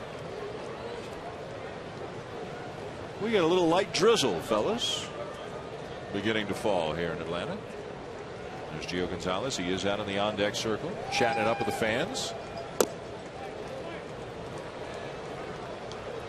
Did you guys talk to fans when you were in the on-deck circle, or were you guys locked in? I did if I was up 7-0. If it was 1-1 or 2-0 like this game, no, not really. Dan, it's hard to talk to the fans when you were in the position I was, in the back of the dugout on the bench. You poke your head out every now and again. Come out and say hi, huh? 7th inning stretch. Oh, you're too modest, Tito. You're too modest. I have, as Suzuki draws the walk, I have lots of friends from Montreal who, when they found out I was working with you, and you know this, you know I'm not making this up. I mean, they were beyond excited. Look at the hair. Look at the hair. Oh, wow. Millsy, there you are. I mean, for people who may not know, this was the man. There were a lot of good players on those Montreal teams, but I got tons of friends from Montreal who think this guy is just he's the man. You rocked their world. Yeah. You know, they used to, and Montreal's a fabulous place to play baseball, but if you got a runner over from second with 1 out, like I did, instead of no outs, they would applaud like crazy. Yeah. I think that's why they like me. It's like Yuppie, the mascot. Well, of course, this franchise, Washington, they're the former Expos. And we did a little digging, and there are 17 players still playing in the majors right now who were Expos. John Roush, Miguel Batista, who's in the ballpark tonight with Atlanta, Meiser Torres, and others. And somebody's going to wind up as the last ever Expo in the next 4 or 5 years, probably. But I know you got fond memories from Montreal. You know, people don't remember. It was a great place to play. They loved the Expos. Gonzalez gets the bunt down, and the sacrifice will move the runner up 2 down. Who's some of the guys you played with in Montreal? Good teams. Andre Dawson and Tim Wallach and Warren Cromartie and Gary Carter and the pitching staffs. You know, Steve Rogers, Scott Sanderson, Bill Gullickson. They were good teams. We just weren't better than the Phillies, and they beat us by 1 or 2 games every year. And of course, Montreal a little bit later, '94, when they had the strike, they had what most people considered to be the best team in baseball that year, 74-40. When the strike hit, they lost a lot of their team after that year, and they lost really their fan base. Right, exactly. Yeah. And now here, some years later, here's Washington on its way to the postseason, it would appear. And of course, there were 2 previous Washington Senators teams, one of which went and became the Minnesota Twins. Then they got an expansion team the very next year in '61, and After 71, that team went and became the Texas Rangers. Well, these are exciting times for baseball fans in Washington with this team, which was a 500 team last year, a game below, finished 80 and 81. And added some really important pieces, Gio Gonzalez being one of them, and now here they are with the best record in baseball. Baltimore Orioles are giving them a thrill in that area too. Yeah, Beltway baseball.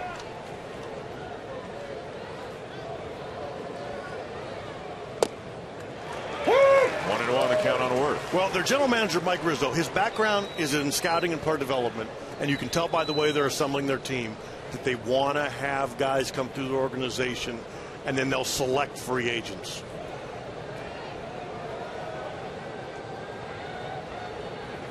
There's some anticipation that 22 out of the 25 guys on their playoff roster will have been under people that have been acquired with Mike. And so he's done quite a job.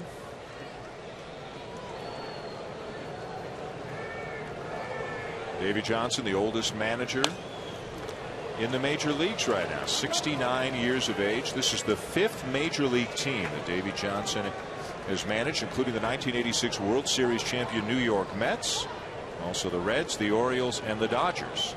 He'll at least be a consultant next year, but when they consult him, he's going to say, I think I'm the best man for the job. He was funny about that. He was funny.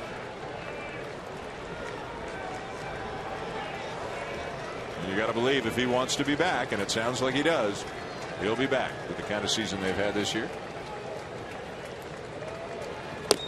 3-2. And you guys think the swagger of the team is a little bit of a reflection of the swagger of the manager, right? I think so. The confidence. And Jason Worth, who's at the plate, too. The way they carry themselves. And Jason started that when he came here. Bryce Harper, of course, came to the big leagues with a swagger. Just said, we're not going to be intimidated by our opponent. And there's a brand of baseball that we want to play. And I think it reflects a little bit of Davey Johnson. It reminds me of the Met teams that he had with the guys there, and Lenny Dykstra, Kevin McReynolds, and Doc Gooden was a young flamethrower on his team back then.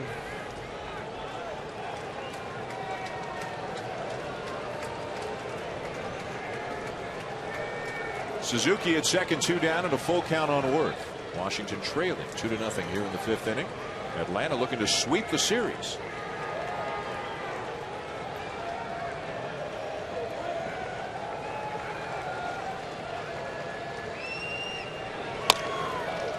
Ground ball to second. And the inning is over. Top of the order due up for Atlanta when we come back for the bottom of the 5th here at Turner Field.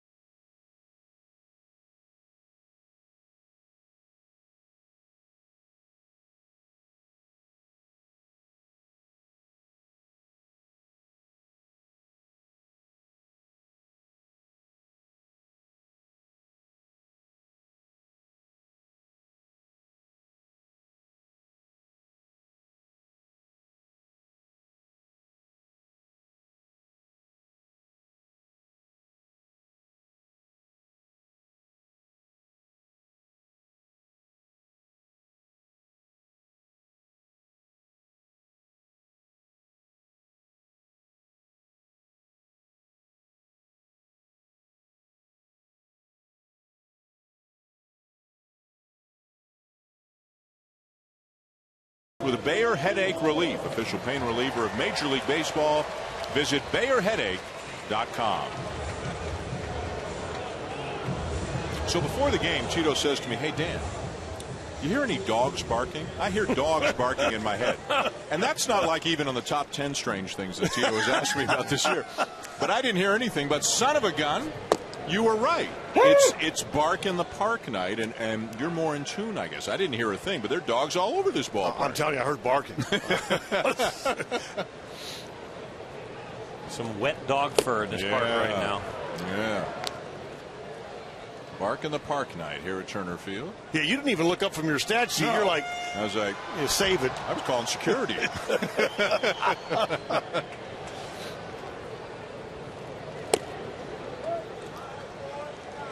Gonzalez back out there for the bottom of the fifth. Nearing 100 pitches already, although he had a very quick 3-up, 3-down, 9-pitch fourth inning. Nothing's back on track a little bit. Facing the top of the order here, Bourne, Johnson, Hayward, and if anybody reaches, Chipper.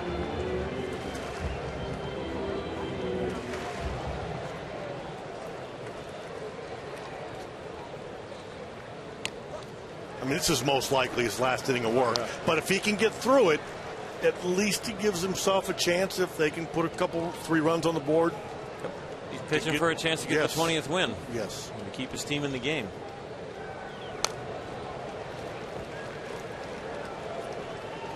It has been a struggle for him, but you know what? You have really good years and Cy Young type years, and maybe win the Cy Young when you have one of your roughest nights and you're still only down 2-0. And it gets Bourne. You can see the frustration on the face of Bourne. Retired for the first time tonight, though. Already had singled and walked. K-Zone sponsored by Firestone, and just a fastball up, and it just gets it by him. Bourne picked on a curveball that he got a hit on his first at bat, but right there he sneaks the fastball by him.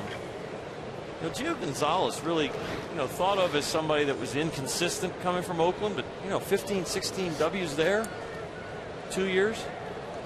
He's the only starter in the big leagues that has won every month.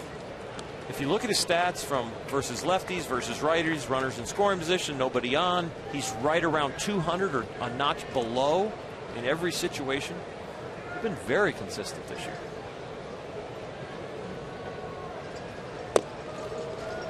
If you had a vote, Gio Gonzalez or R.A. Dickey? Today, Gio Gonzalez. Because? More wins. ERA a little higher, though, and R.A.'s got more innings. So I'd maybe have to break it down even a little deeper than that, but right now I think Gio. Winning team. Good range by Espinosa. 2 down. Let's go down to Buster.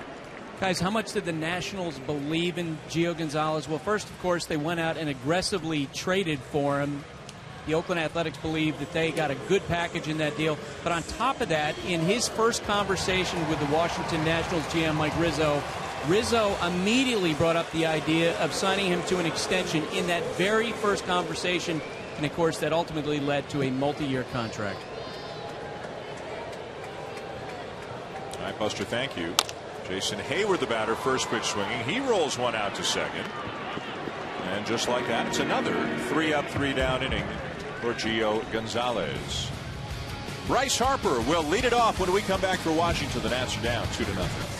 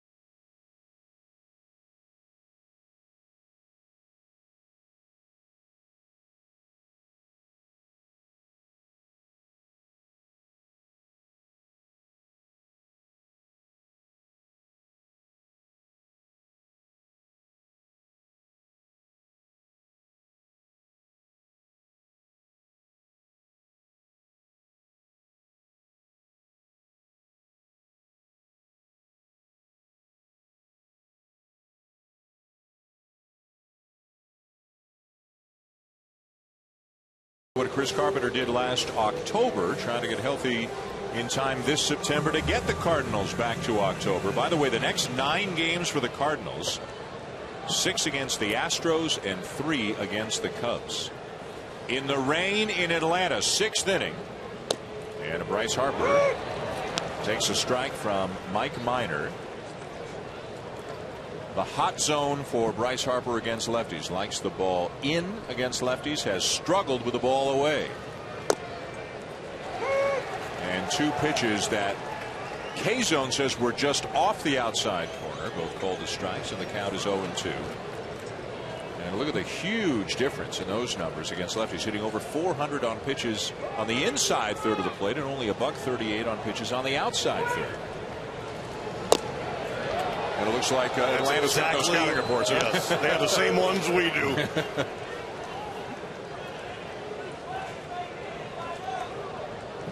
Now, Freddie didn't like that, but they might have gotten a little bit of a break on the first 2.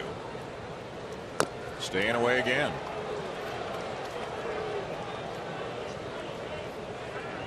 It's amazing when they go across as a blur, they look a lot closer than when the dot comes up on K-Zone. 6-8 inches, 10 inches outside. Coming in. Left it over the middle of the plate. It's driven to left center field.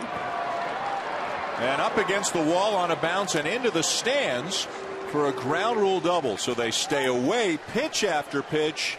Try to come in, leave it over the middle of the plate, and he blasts it for a double. K-Zone sponsored by Firestone right here, and they are trying to come in. You see David Ross all the way in there. And Minor just makes a little bit of a mistake. Looked like they were trying to do a cutter inside to throw it kind of at his hip and catch the inside corner. But Bryce Harper does a good job staying inside it himself and driving the ball to left center. That's a young man with a lot of power. He's going to hit a lot more home runs in his life. Leadoff double here in the 6th inning. The batter was Ryan Zimmerman, 2 for 2.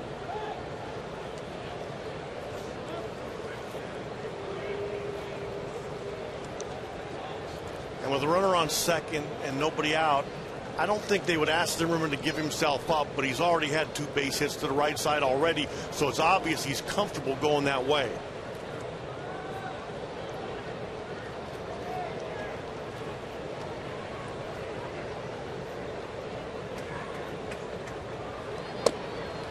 A strike to Zimmerman as it starts raining a little bit harder. We see more and more umbrellas opening. Some people heading up the aisles, trying to take cover under the concourse.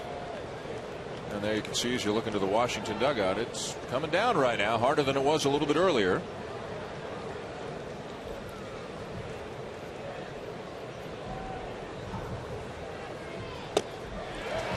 Meanwhile, Atlanta's got the bullpen up. Right-hander Corey Guerin is up in the pen. Mike Minor just giving up the leadoff double, leading 2-0 here in the 6th inning. Guerin, who's been up and down this year between the majors and AAA, a side armor, funky delivery. Harper doubling to begin the inning. Heart of the order up for the Nationals. This is part of the growth of a young pitcher. Mike Minor on the mound. Freddie Gonzalez talked about it, how earlier in the year he would overpitch, avoid the strike zone, not know how to control damage. Well, there's no runs yet, but controlling the damage is the key here with a man on second and no outs. And continuing to have confidence in his stuff right here and pound the strike zone to the hottest hitter really in the Washington lineup right now.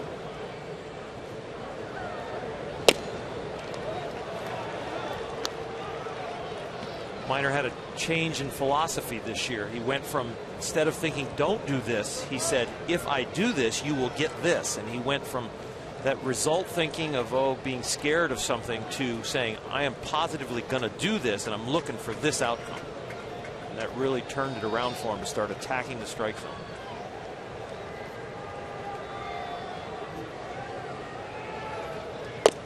Swing and a miss to get him. Third strike out of the night for the left-hander.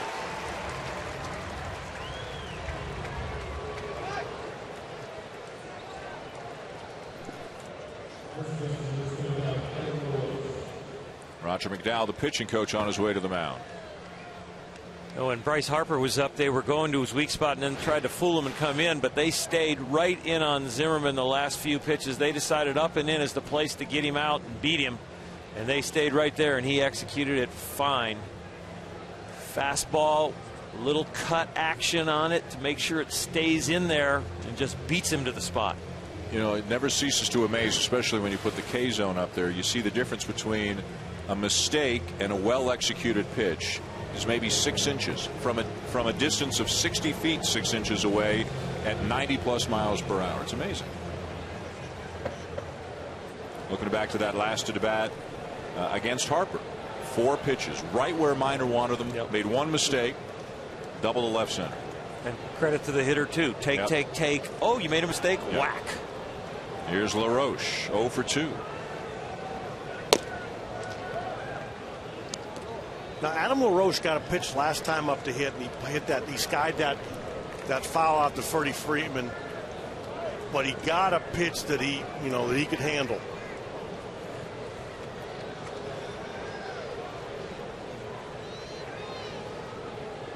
A steady rain now falling here in Atlanta. And LaRoche with a ground ball to second. 2 down as Harper comes to third.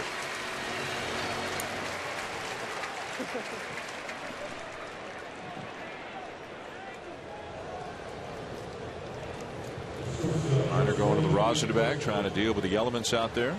Playable now, but if it gets much harder than this, the umpires might have a decision to make.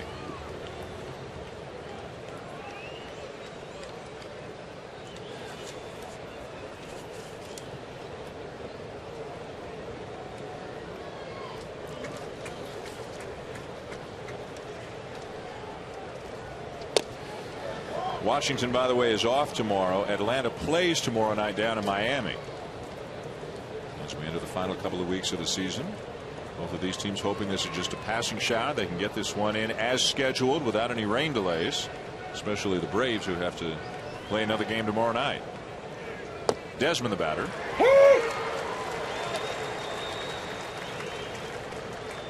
Desmond, a fly ball and a base hit. When it comes to people that can hurt you, this national lineup does not let up. The nation might not know all their names, but this is a powerful lineup. Bouncer foul. They hit a lot of home runs, but they also strike out. Yeah. And people are wondering how deep they might go into the playoffs because of that, because you get to the first and second and only third starters in the playoffs. You usually only see the top 3 relievers of the opposing team. So they wonder if those strikeouts will come into play. And the 2 losses so far in this series, the first 2, they struck out 29 times. Second to most homers in the league, 4th in runs per game, but the 3rd most strikeouts as a team this year in the National League. Little looper drops in for a base hit into center. Desmond with an RBI single to score Harper and make it 2-1.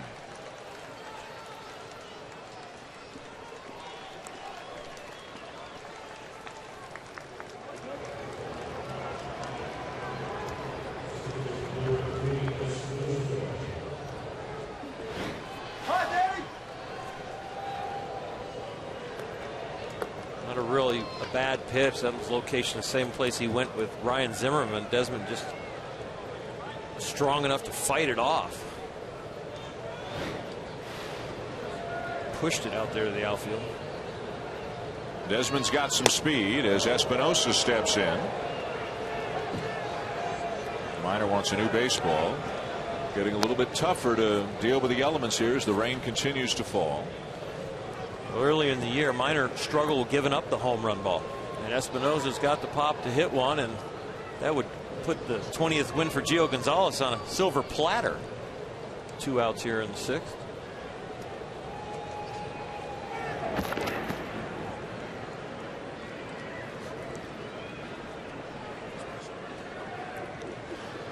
And when we talk about young pitchers, so often people first say the game speeds up.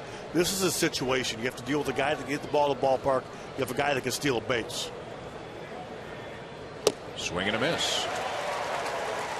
It's not just executing your pitches, it's controlling the game while executing your pitches. Yeah, and in controlling the game, the first thing you have to control is your emotions. and you slow the game down in your mind and you think about what do I need to execute to get myself out of this, and he has switched that mindset, and the more often he switches the mindset and then executes, the more he grows.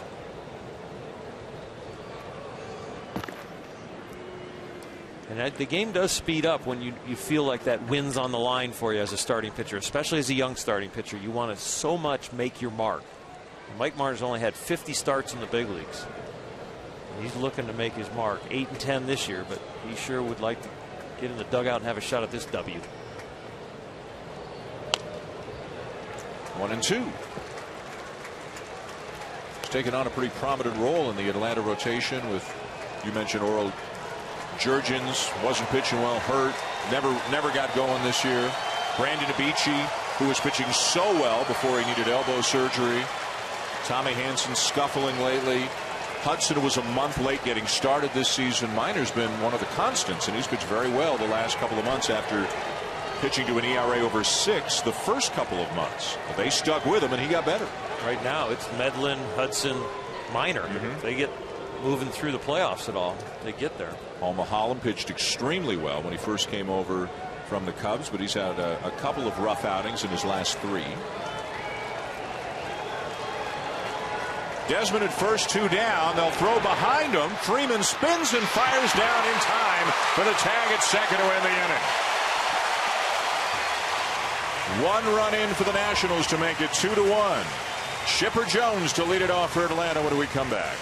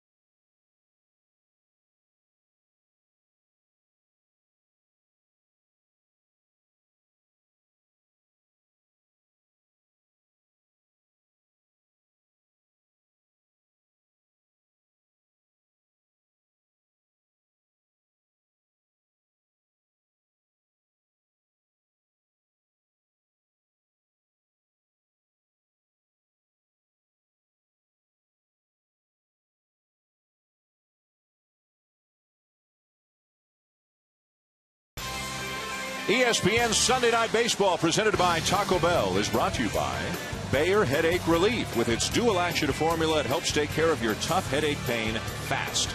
Bayer Headache Relief, official pain reliever of Major League Baseball. Visit BayerHeadache.com.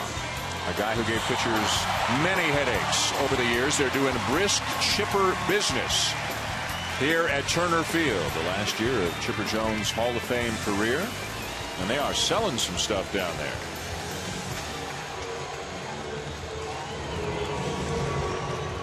One for 2 tonight. Had an RBI single his last time up. 2-1 Atlanta, bottom 6. And by the way, Oral, we looked it up.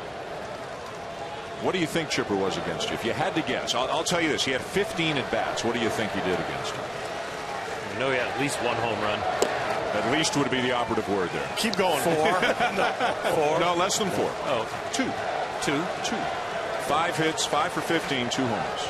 Told you he had the upper hand.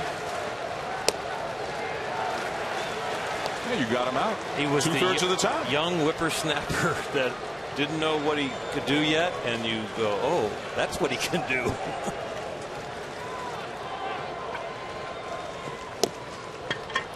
Three and one.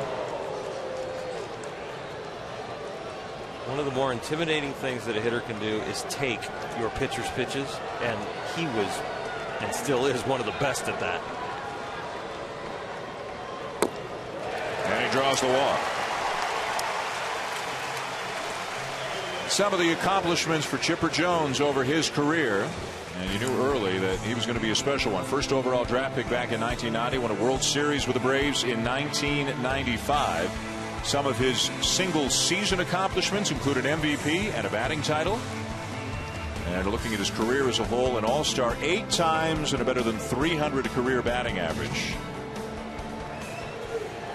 The only switch hitter ever with a 300 or better batting average and 300 or more home runs. Getting wet down on the field is Buster Olney. Buster. Is it? Yeah, the guys, the rain showers has definitely picked up.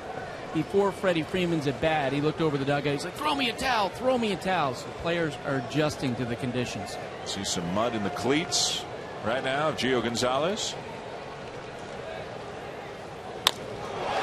Freeman lifts a high fly ball to deep right center. Extra bases. Chipper on his way to third will be held on the double by Freeman.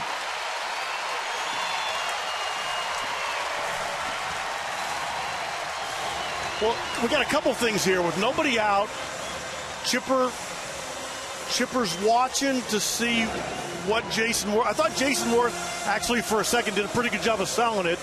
Then gets it in quickly, and with nobody out, and with having about 40 years of running those bases, 20 years, they hold him up.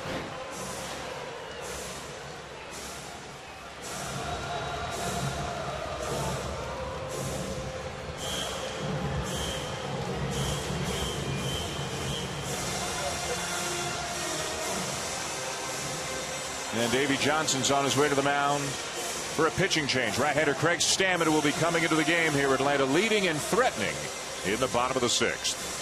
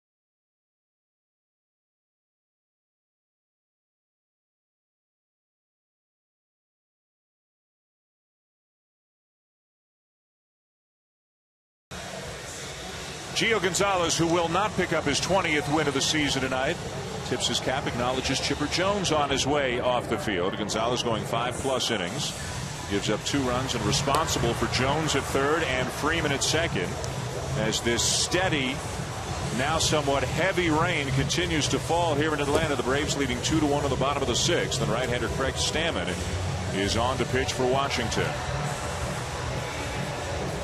Those who don't mind the rain are having fun. Stammen on for the Nationals. Very good numbers. Washington's bullpen quietly, Tito, has been part of their success story this year. Clippard closing, Storer coming back, now setting up. They got a few good arms down there. They have a lot of good arms. They actually had Henry Rodriguez was closing for a while, but a bout of wildness got him out of that role. Tough night for Bark in the park, huh? Going to be some smelly dogs in the cars on the way home tonight. And you're not talking about feet. Here's Ugla. They are in on the corners, back up the middle right now for the Nationals.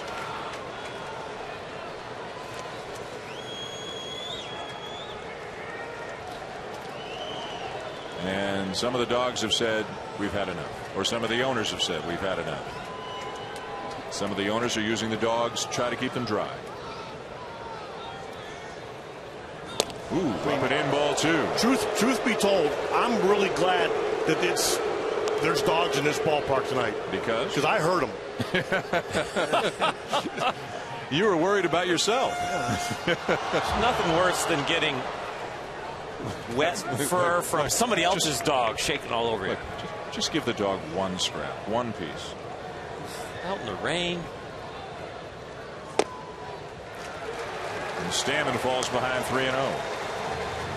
As a pitcher, it's hard to come in tough situations. It's even harder when it's raining like this and you start to slip a little bit on the mound.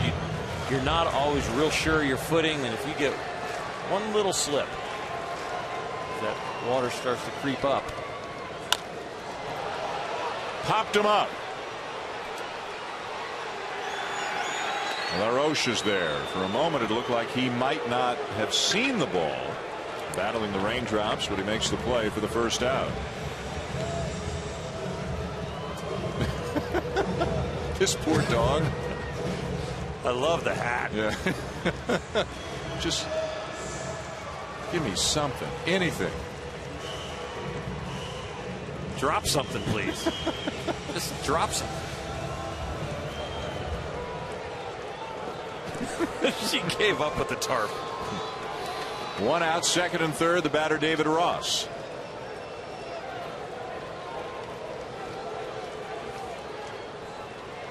Ross filling in for Brian McCann, out with tendonitis in his hamstring. He really feels it more almost behind his knee than further up in his hamstring. McCann's been battling a sore shoulder as well. That's why his numbers are down from the usual numbers that he has. But it landed in pretty good hands with David Ross as the guy who can fill in for him, too. He's one of the better backups in all of baseball. He knows his job. He plays when told to play, and is always ready. And one of the biggest compliments I think you can give David Ross is they don't have to change the game plan when he's catching. Compliments Brian McCann very well.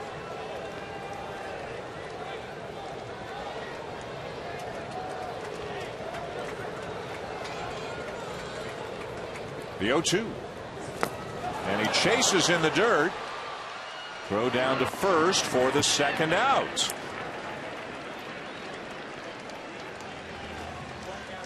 What a job so far by Stammen getting a pop-up and a strikeout. Second and third now 2 down as he tries to get out of this and keep it a 1-run deficit. You don't have the best record in baseball without a good bullpen. You come in second and third, no out, and got a shot to get out of this and keep it close for Gio Gonzalez and the Nationals. It's just outstanding work. Again, no win number 20 for Gonzalez tonight. He'll have a couple more shots at it, 2, maybe 3. Here's Andrelton Simmons, who has walked and grounded out. 23-year-old shortstop.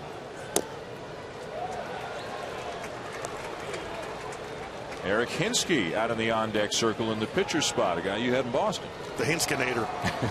Good leader. We're talking about David Ross, guy that knows his job. Good guy in the clubhouse.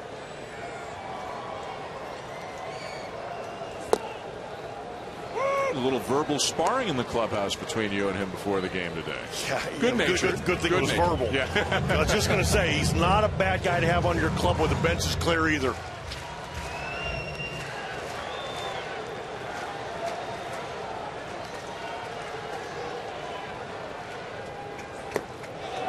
Yes, he did. That slider is late and tight. He's got guys looking like he's going to hit the outside corner. And got a little short arm action right there, and it just comes out. It's got tight spin like a curveball. They're just being fooled by it.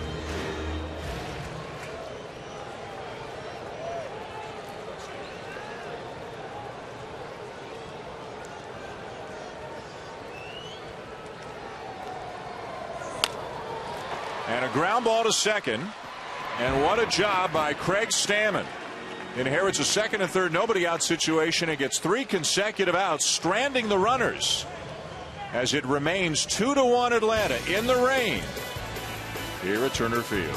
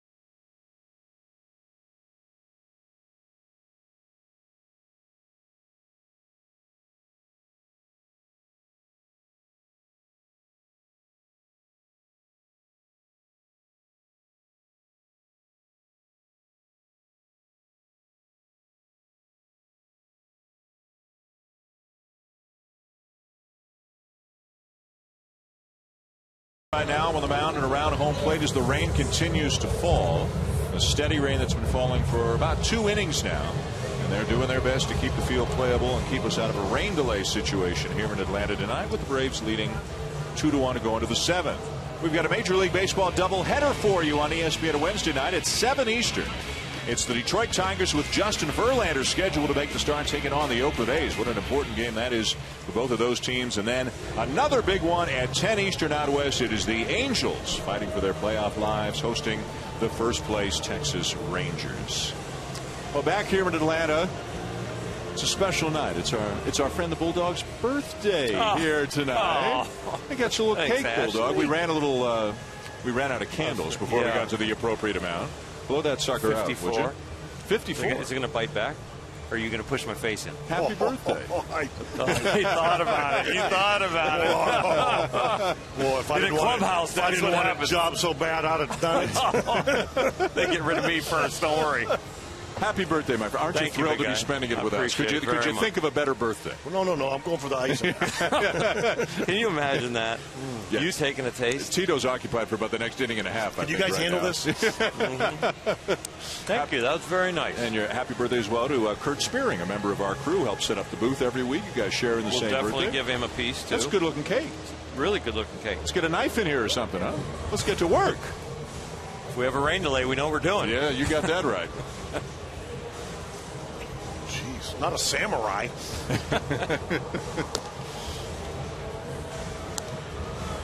Grounds crew doing a great job. Again, working on the field. We'll have a new pitcher for Atlanta when the inning begins. Right-hander Corey Guerin is on the mound, trying to loosen up as the grounds crew works on the mound right behind him. Yeah, don't mind me. I'm just trying to warm up. Don't mind me. I'm trying to keep the mound in playable shape.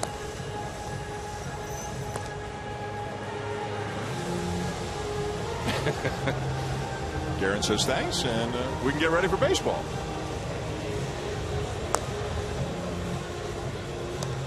Guerin is in his 4th stint this season with Atlanta. Has spent most of the year down to AAA. Look at the numbers. Again, you talk about a team that's deep, and we all know about Kimbrel and O'Flaherty And if enters, they've got Moylan back now. Chad Durbin's had a good year, and this is just another guy.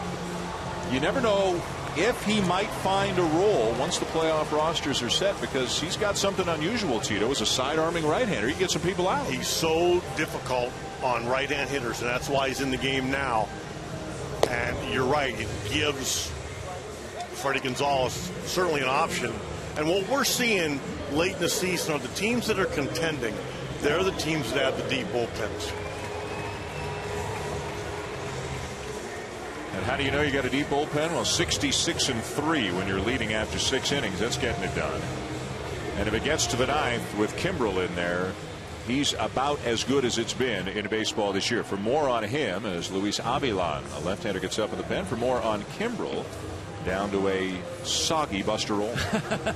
Dan, the Braves might actually have a different look in the 9th inning tonight. Craig Kimbrel pitched on Friday, struck out the side on 10 pitches, pitched again on Saturday, struck out 3 more, and he may not be available tonight. Remember, the Braves have been much more conservative in how they've used these relievers between Kimbrel and Eric O'Flaherty and Johnny Venters. If they get to the 9th inning tonight, their manager, Freddie Gonzalez, said he would be comfortable closing this game with Eric O'Flaherty instead of Kimbrel. You know, one of the funny things, and managers track not only pitches in games, but how many times you get up and down in the bullpen. But Kimbrel 2 nights ago, as an example, pitched an inning, struck out the side through 10 pitches. That's almost it. A perfect inning. Yeah. You know, I know I'm going to get an argument from Oral, but I have Kimbrel high on the Cy Young list. Oh, for sure. I mean, real high. Like higher than third? Like he ought to get a lot of votes. Well, I mean, he's been that good. That's really definitive. No, I mean like some first place votes. Even. Oh, yeah, he'll get some first place votes.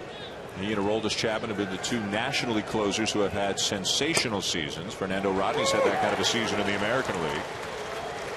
Kimbrel's numbers in terms of his opponent's batting average and his strikeouts per 9 innings, you read them and it sounds like a mistake. It just can't be right. But he's got some of the most incredible numbers you've ever heard. Espinosa strikes out, 1 down. Kimbrel had a great year last year, was the National League Rookie of the Year, but he has been even better this year. Opponents are hitting 122 against him, and he is striking out almost 17 batters per 9 innings. The opponent's batting average is the best in baseball for a pitcher with 50 or more innings in the live ball era. That means since 1920. The strikeouts per 9 innings is the best in baseball with 50 or more innings ever. His fastball is really like an optical illusion. He has that low release point. He throws it so hard, 98 miles an hour, that it has that feeling that it's going to just jump up on a hitter and actually rise. Of course, we all know it doesn't rise, but it gives it the illusion that it does. How's the cake? Trying to wait till in between innings. 1-1 the count on Tyler Moore. Guerin in out of the pen after Minor, by the way, does a terrific job giving up just 1 run over 6 innings. As he continues his run of good pitching now over his last 13 starts. He's done an outstanding job pitching to an ERA down in the 230s.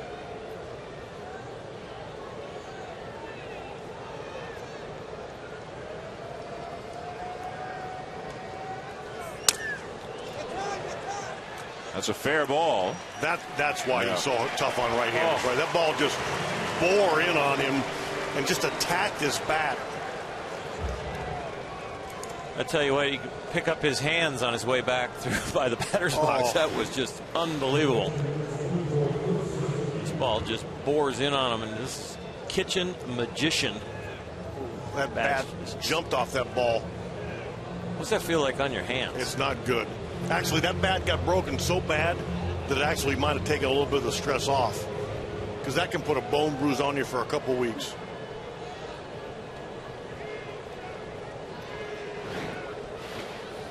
Two down in the inning, and here's Suzuki. You know, and again, when you set up a playoff roster, and Freddie Gonzalez is not conceding anything, he's not saying he's anywhere close to that point, but you don't need 5 starters. You might have a starter come off the playoff roster if you've got a spot available for a specialist like Guerin. Missed with the slider inside, a ball in strike. And Freddie brought up the point, which I thought was really interesting, about the play-in game. You know, is it a 25-man roster? Regular rules. Right. It was a really interesting question. And he was saying, as far as he knows, whoever he picks to be the starting pitcher, you wouldn't need the other starters on the roster because you could make changes before the division series. So another one of the new things about baseball this year. Good job by Guerin. He gets the Nationals in order.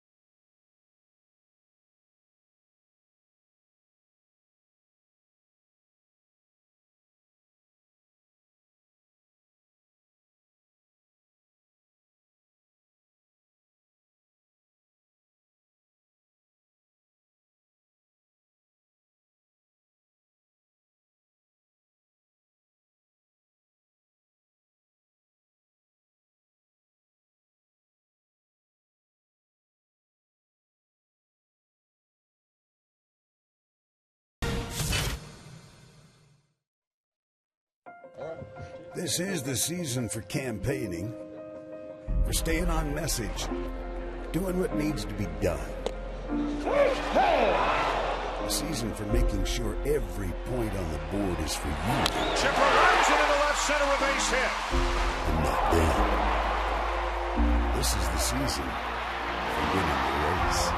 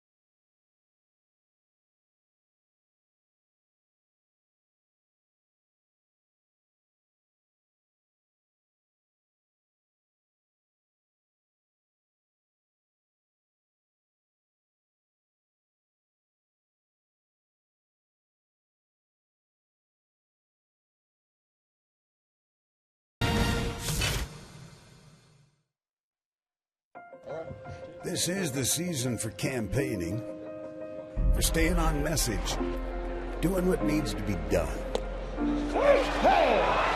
A season for making sure every point on the board is for you. Chipper runs it into left center, a base hit. And not them. This is the season for winning the race.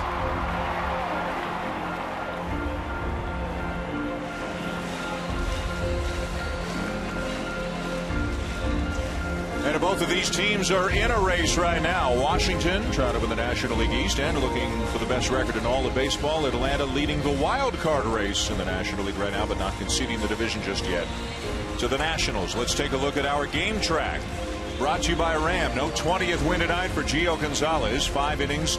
Struggled with his command much of the night. Mike Minor did a terrific job. Chipper Jones with a big RBI single. Ian Desmond has driven in the only Nationals run of the night. And we go to the bottom of the 7th. Still raining, but it doesn't look like it's raining quite as hard as it was a little bit earlier. Greg Stammen remains in the game for Washington after doing a great job in the bottom of the 6th. Inherited a 2nd and 3rd nobody out situation and got out of it without allowing a run to score. Faces the pinch hitter Eric Hinske here to begin the 7th.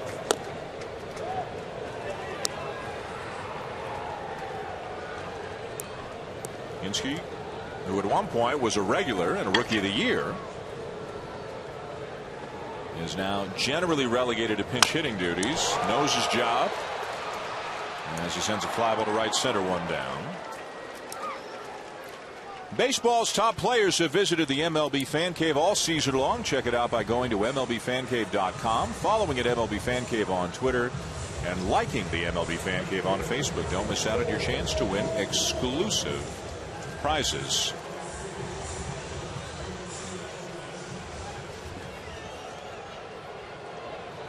Michael Bourne will be the batter.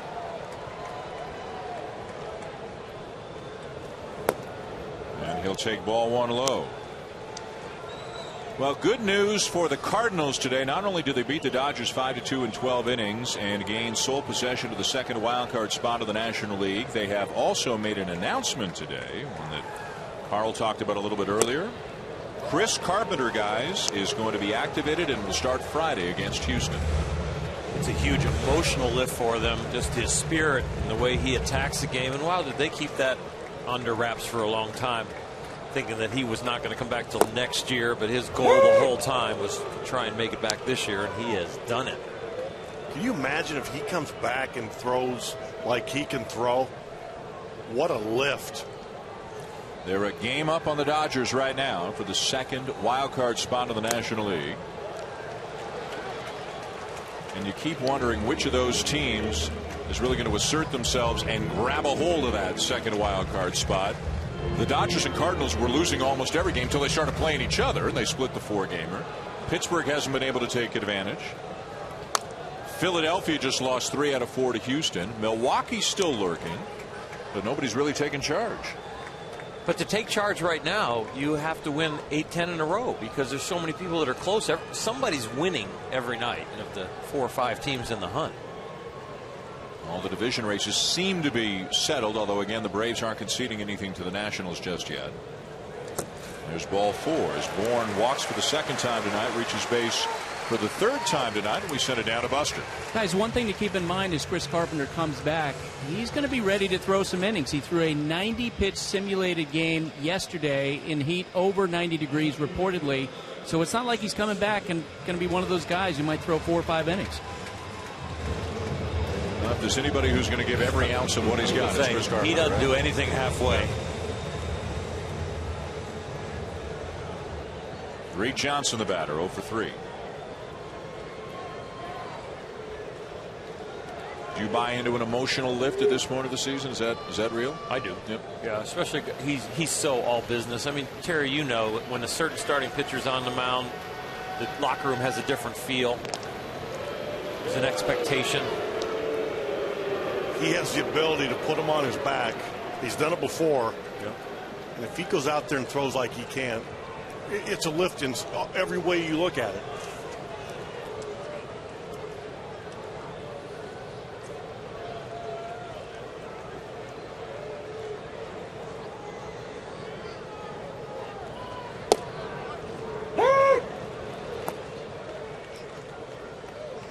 You see Stammen sidestepping to the plate because he knows as soon as he picks up that leg and he doesn't slide step, Michael Bourne's going to steal 2nd. Left-hander Sean Burnett up in the pen. Left-hander hitting Jason Hayward on deck for the Braves, and the switch hitter in Chipper Jones, and another lefty in Freddie Freeman. So this could be last batter here for Stammen.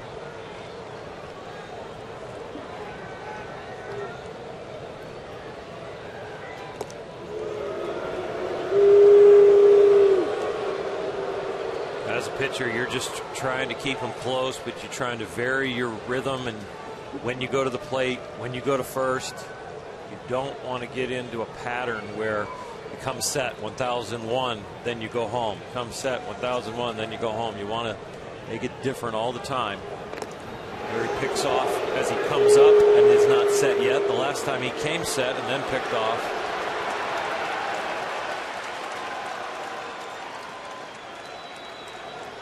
I wouldn't be surprised right here if he comes set and then not a quick pitch, but he'll stop and then just go right away, not let Bourne settle in over there.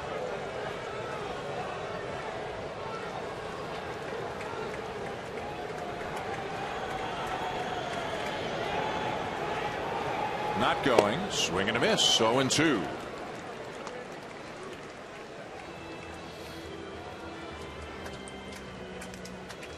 Some of the pitchers in the big leagues not only are holding the runner close, but they're using that slide step and their pitch selection to set the hitter up at the same time, because the hitter's slightly distracted.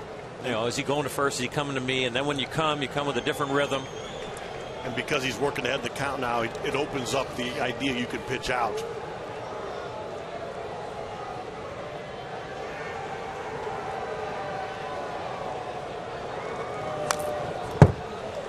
Johnson has fouled off some tough pitches. He doesn't have any hits in this game, but he's fouled off some tough pitches. Remember that first at bat in the first inning. 10 pitches it took before Gonzalez finally got him to fly out to right field. A very good two-strike hitter. Grinds at it. And there's a young man who's learning to be a really good two-strike hitter with a lot more power and a lot more potential. And the guy he will likely face.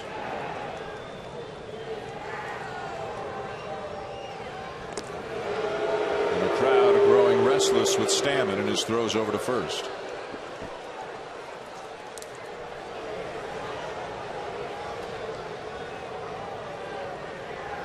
Two in the third for Atlanta, one in the sixth for Washington. And the Braves leading 2-1, batting at the bottom of the seventh, looking to sweep the team with the best record in baseball. Bouncer to third, tricky hop, eats up Zimmerman. And now Bourne is heading for third.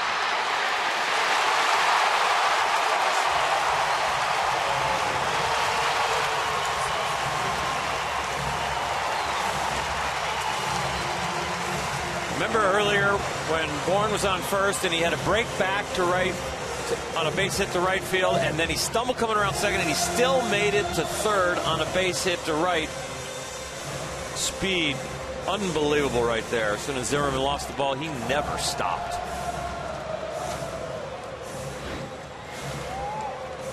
That ball goes off the heel of Zimmerman's glove. He loses it right there. And then Bourne coming around second. He busts it here because he's trying to break up two, but then it's not there cleanly, and he sees the ball's loose, and he never breaks stride.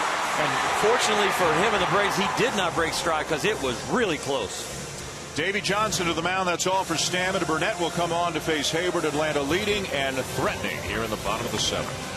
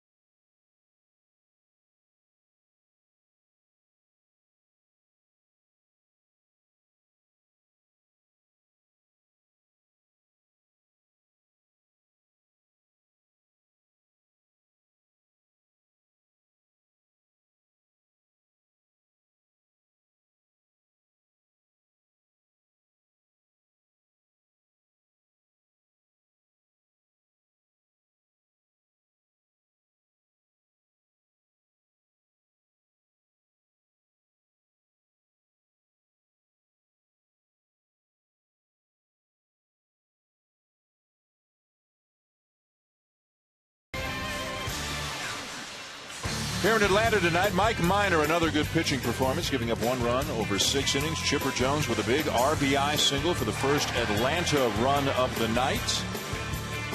The Braves with a 2-1 lead going to the bottom of the 7th. Chipper Jones is on deck right now. Jason Hayward is going to be the batter. Runners at first and third for Atlanta. Michael Bourne with some good, hard, aggressive base running, going to third on that error by Zimmerman that allowed Reed Johnson to reach and ended the night of Craig Stammen, bringing left-hander Sean Burnett into the game for the 64th time this season. Another guy with awfully good numbers out of the Washington pen. He's got a good sinking fastball, too. Curveball and a change. That sinking fastball looking for a ground ball, possible double play. Jason Hayward runs well. It'll be tough to double him up. And he's got a really tough angle versus left-hand hitters.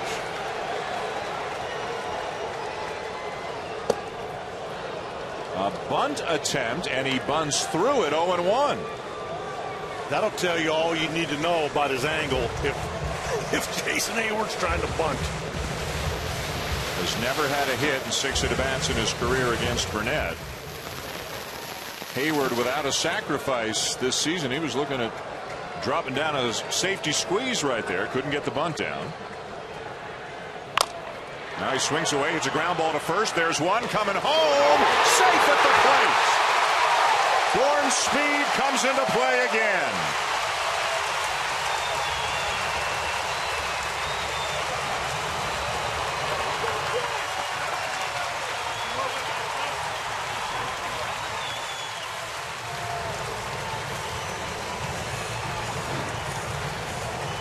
We're going to see this play.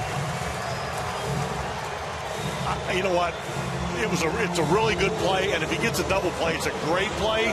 But I think when you're down one, you have to go straight to the plate because that one step probably cost him a chance to get Michael Bourne at the plate. And again, that's really easy to set guess up here because the game's going so fast. But I think you got to go straight to the plate there. If you talk to Adam LaRoche after the game, he's had 3 choices there. He could have went to second, which could have been real easy as a left-handed thrower. And he could have stepped on first, and he could have just threw immediately home. And he might tell you that he chose number 3 of the 3 he had. And again, it's in fast time. It's in real time. It's a lot to think about. I understand why he did it. If he can step on first and go home all in one stride, he makes a spectacular play. And he's capable of that. He's one of the best defensive first basemen in the league. And if his throw's a little bit better, he's out. They get him, yeah.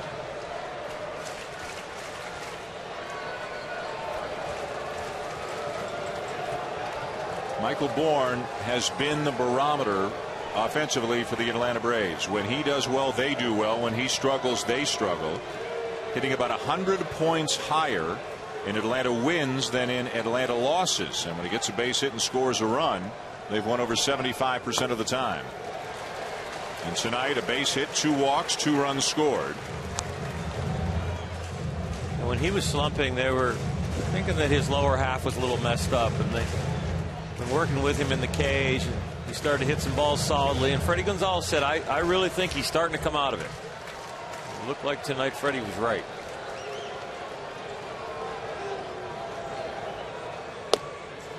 Three and one on Chipper.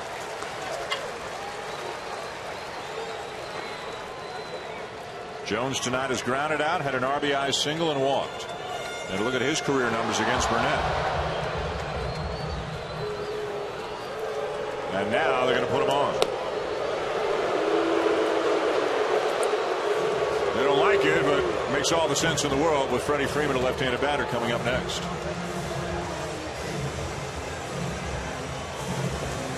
There's no reason right there, if you don't want him to swing the bat, to play around and try to get him to chase some, because Chipper's too disciplined to do that. You end up making a mistake and costing your ball club a run.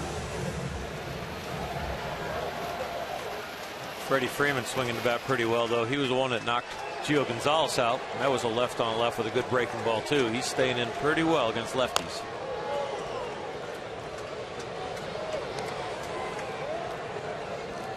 Freddie Freeman doing a lot more damage against right-handed pitching this year. So Washington playing the percentages, going to lefty on lefty to try to get out of the inning. I think those numbers are going to change as his career grows. He's getting better and better versus the lefties. Even though the numbers don't show yet, his approach is much better. Woo! Well, if you're going to get hit by a breaking ball right in the wallet. Wallets are big up here too, Dan.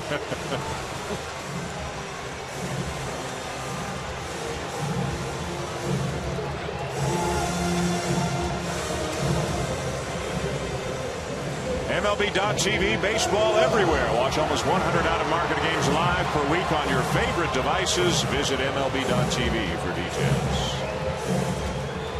So a run in to make it 3-1, and the bases are loaded with 2 down in the bottom of the 7th. Burnett to face Ugla. Davey Johnson standing with the left-hander, does not have a righty up with Ugla batting. 2 career grand slams for Ugla.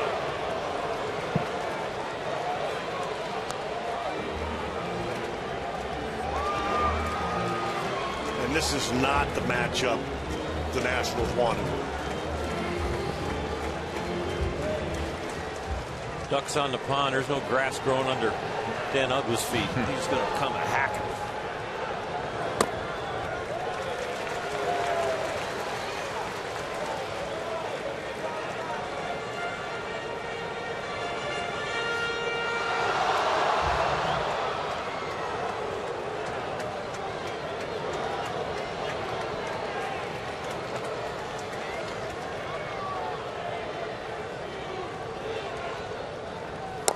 Down and in, 2 balls and a strike.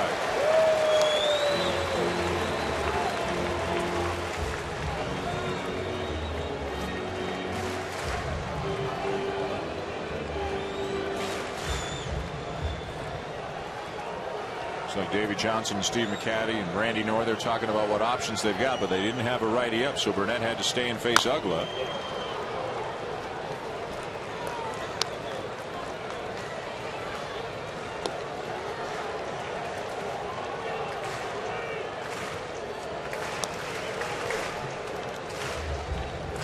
They're trying to figure out who to go with. It's not like they're standing over there watching the game. They're grinding on something in the dugout. It's about who to get up.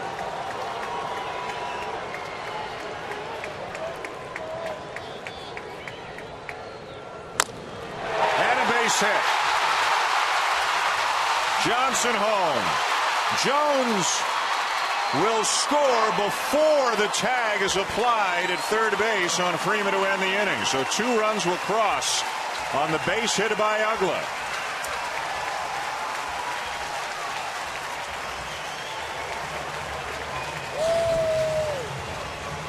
This is the play that could have changed everything, but Bourne's speed just safe at the plate allowed the inning to continue, and Ugla would drive in 2 more. Atlanta now up 5-1 at the end of 7.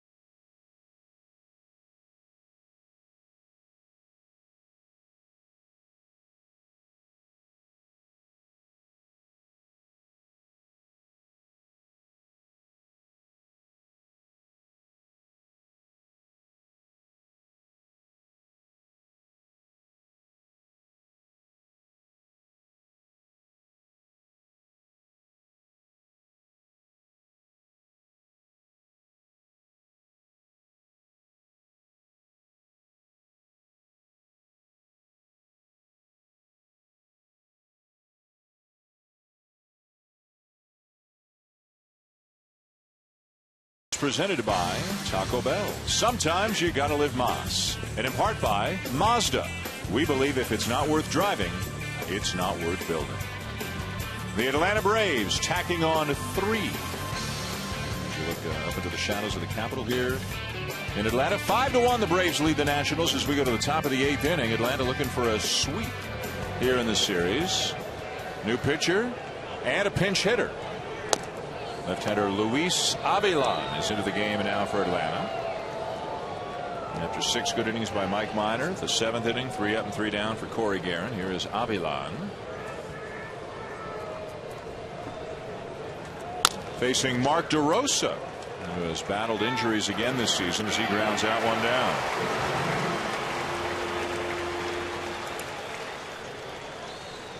And what that did by Atlanta adding the 2, it ensured that Avilan can pitch through Bryce Harper before they have to go make a change.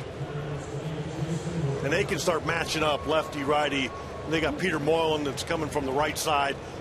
They're in pretty good shape right now. And that gap 5-1 gives them a chance maybe to for sure avoid Kimbrel 3 nights in a row and close with O'Flaherty. Chad Durbin up in the pen. We saw Johnny Vendors look like he was getting up and starting to throw a little bit earlier, but right now it's just Durbin. Top of the order, Jason Worth.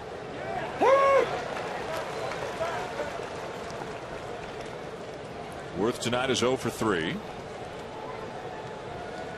All 3 runs that the Braves scored in the bottom of the 7th unearned as a result of the error charge to Ryan Zimmerman at third base. Uggla driving in the last 2 with a base hit off Burnett.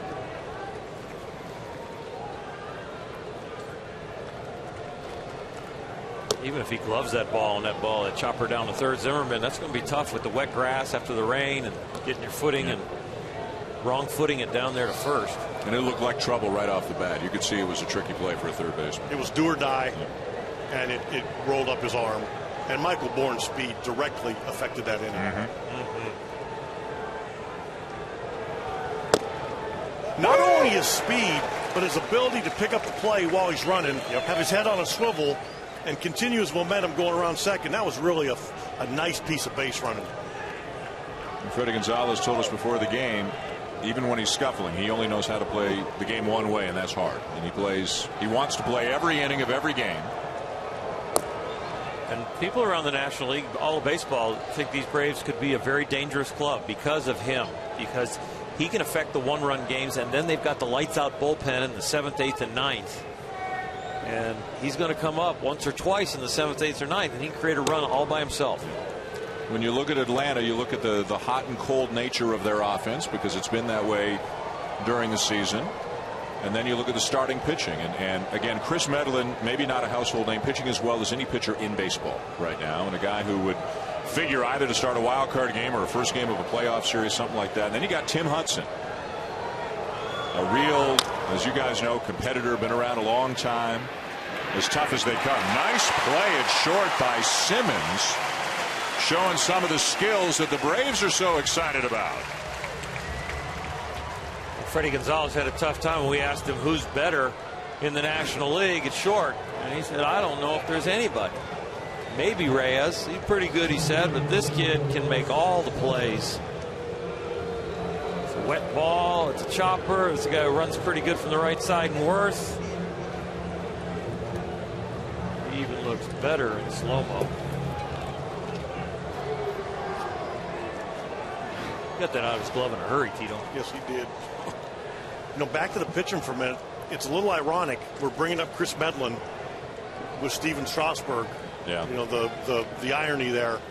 And by that, what I mean is they both had their surgeries, 16 days apart? Yep. 2010. Yeah. And they chose different routes.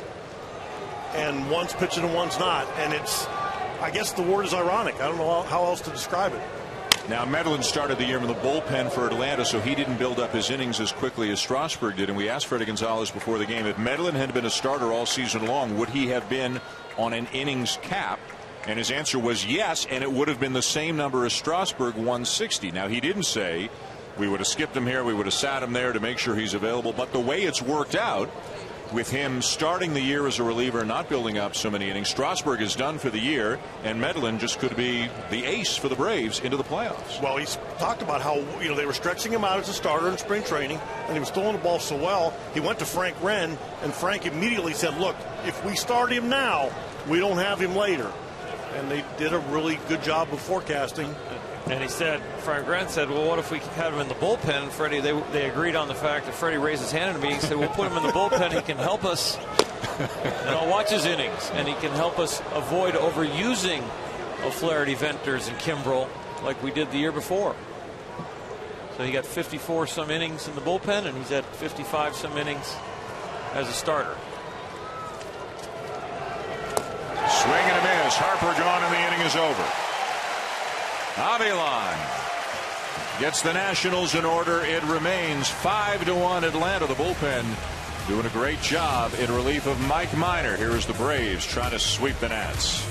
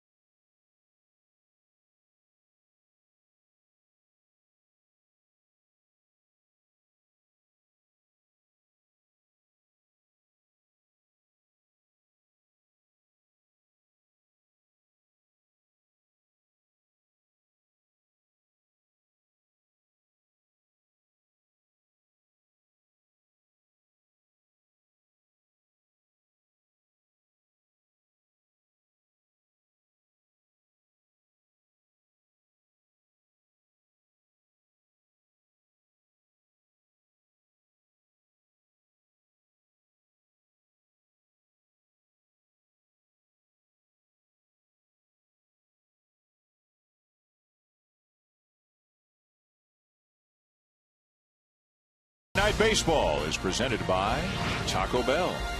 Back in Atlanta, bottom of the 8th inning, the Braves lead the Nationals 5-1. Looking to sweep the series, move within 5.5 of the Nats for top spot in the National League East. Fourth pitcher of the night for Washington. Right-hander Drew Storen, their closer last year, missed the first 89 games of this season after elbow surgery, had some bone chips removed. Tyler Clippard eventually took over as the closer, and he's done so well, Oral, that when Storen came back, Davey Johnson left it as it is, and this is a pretty good fallback plan / setup man. Yeah, outstanding. Storen missed the first 89 games this season with bone chips in his elbow, but he's been outstanding. In the last 12 innings, only give up 1 run. And he throws 92 to 96, depending on if it's the 2-seamer or the 4-seamer, and he's got a wipeout slider.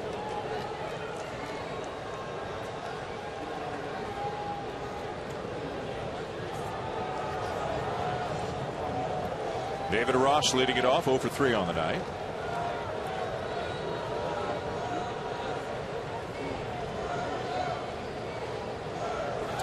For those of you looking for Sports Center tonight here on ESPN, it comes your way immediately following the conclusion of this game. Get you all caught up on week 2 in the NFL and another eventful day around Major League Baseball, including a very significant game out at Los Angeles where the Cardinals were taking on the Dodgers, and an announcement from the Cardinals as well. A good day for St. Louis.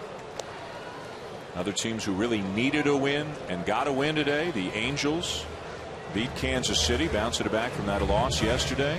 Kevin Jepson, by the way, closed that game. Frieri blew the save yesterday for the Angels. Baltimore got a win, salvaging the final game of its series with Oakland. Pirates lost again. Beaten by the Cubs again, 13-9. The Yankees beat Tampa Bay. The Rays are looking at an extremely difficult situation now. They're going to try to get back into it. The Yankees winning 6-4. Detroit let one slip away today. Jose Valverde blowing the save as the Indians rallied in the ninth inning to beat the Tigers 7-6.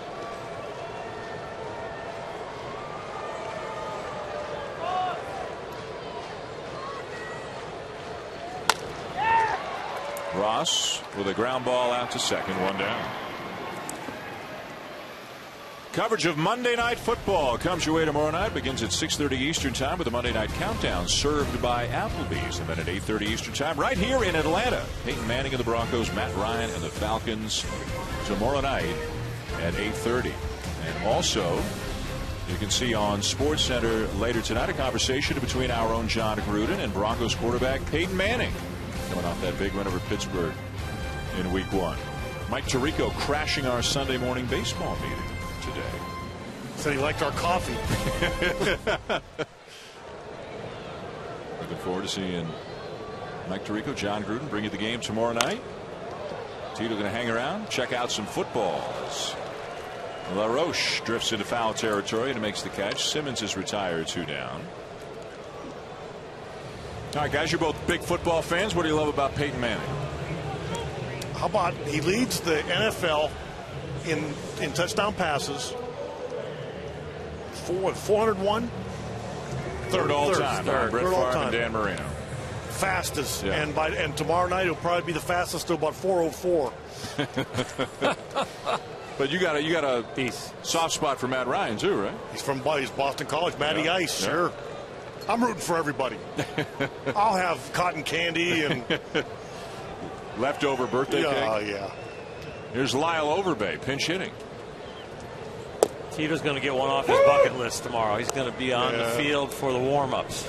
And anybody that's been around John Gruden for 30 seconds, yeah, you even myself, you want to run right through the line and tackle somebody. You do. Yep.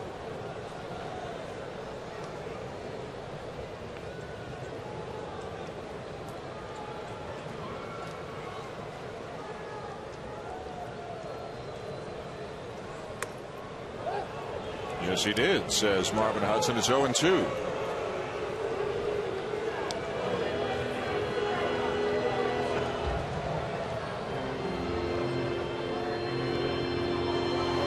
Big 3-run 7th inning for Atlanta. Some key plays, the Zimmerman error. LaRoche's throw a little bit wide at the plate, and then Uggla with a 2-run single, turning this from a 1-run game into a 4-run game.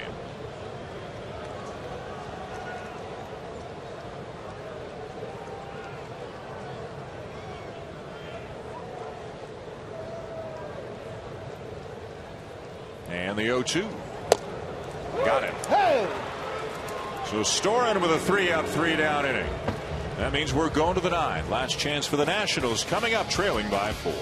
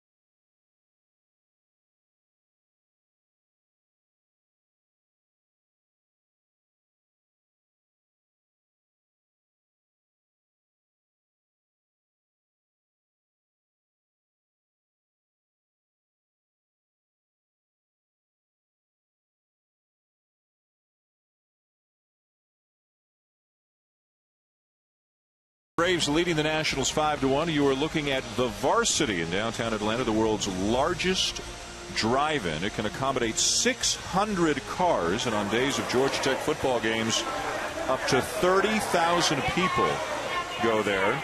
I know you like food facts, Tito.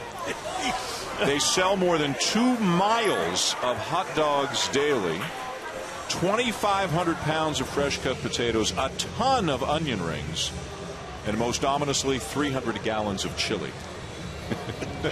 It's good. Have you been there?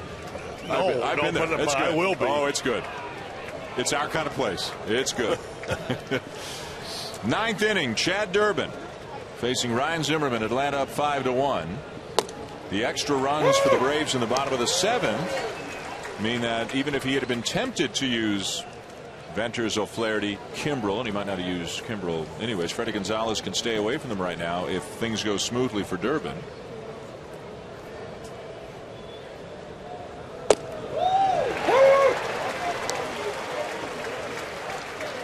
Well, you gotta love when you can win a game and keep your 3 most important bullpen arms sitting there in the bullpen. That's the way you start putting back-to-back-to-back wins together.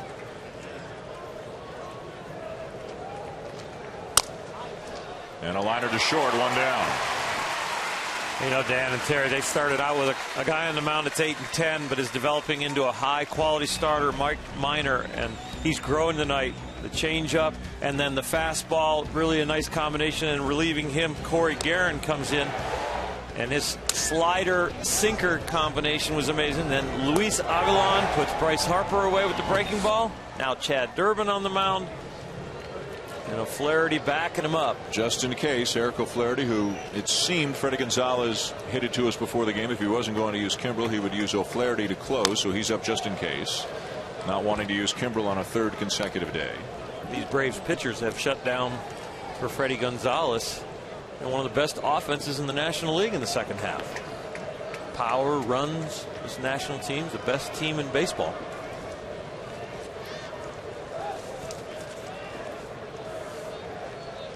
So far, Atlanta has held Washington to 6 runs in this 3-game series, 2 outs away from a sweep.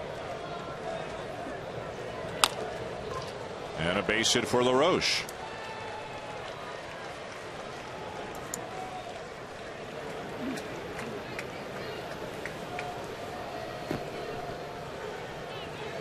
This is one of the prettiest swings in all of baseball, and it goes under the radar. Just balance, timing, weight shift, eyes on the ball, and extension. Look at the everything is moving in concert, and his head stays still, and the follow through, he gets such good extension. You can see the little glitch because of the breaking ball, but because he controlled his weight shift, he stayed behind his front leg and drove the ball. A pop up for Freeman. Desmond retired just like that, 2 down. Our Chevrolet player of the game tonight is Mike Minor, the left-hander, going 6 innings, giving up just 1 run, looking for his 9th win of the season.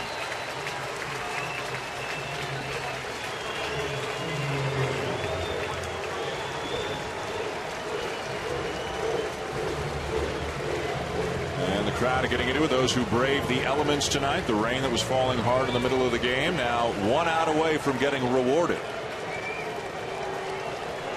Steve Lombardozzi is up.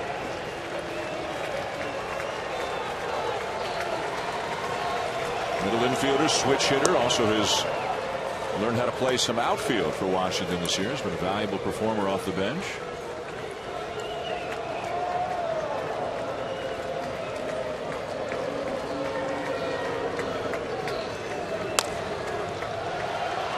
Out of play, a ball and a strike. Well, this is the last time Chipper Jones will appear on Sunday Night Baseball. Maybe the last time. We don't know if we'll see him play live. We might run into him in the playoffs as we do games for ESPN Radio. What a run it's been for him over the years. Just as Gio Gonzalez did when he walked off the mound and turned towards Chipper, who was on 3rd base, and tipped his hat. We tip our hat to Chipper Jones and all the great memories he's given to us.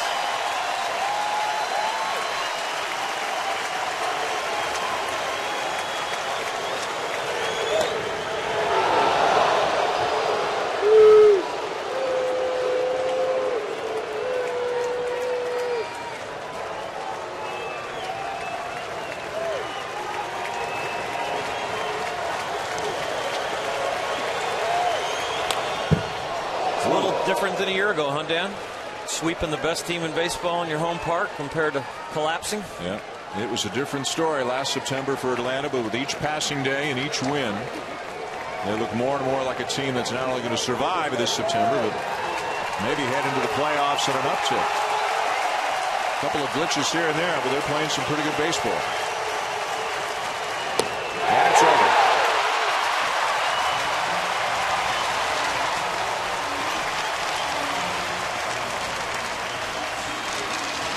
The Nationals get swept. Atlanta moves a step closer towards securing a playoff berth. Chipper Jones and company sweep Washington. Michael Bourne's speed a big part of it. Mike Minor with the bullpen doing an outstanding job, and Atlanta sweeps the team with the best record in baseball. Remember, these two teams very easily could meet up in the division series, depending on how things go over the next couple of weeks. Final score from Atlanta: the Braves 5 and the Nationals 1. Up next on ESPN Sports Center.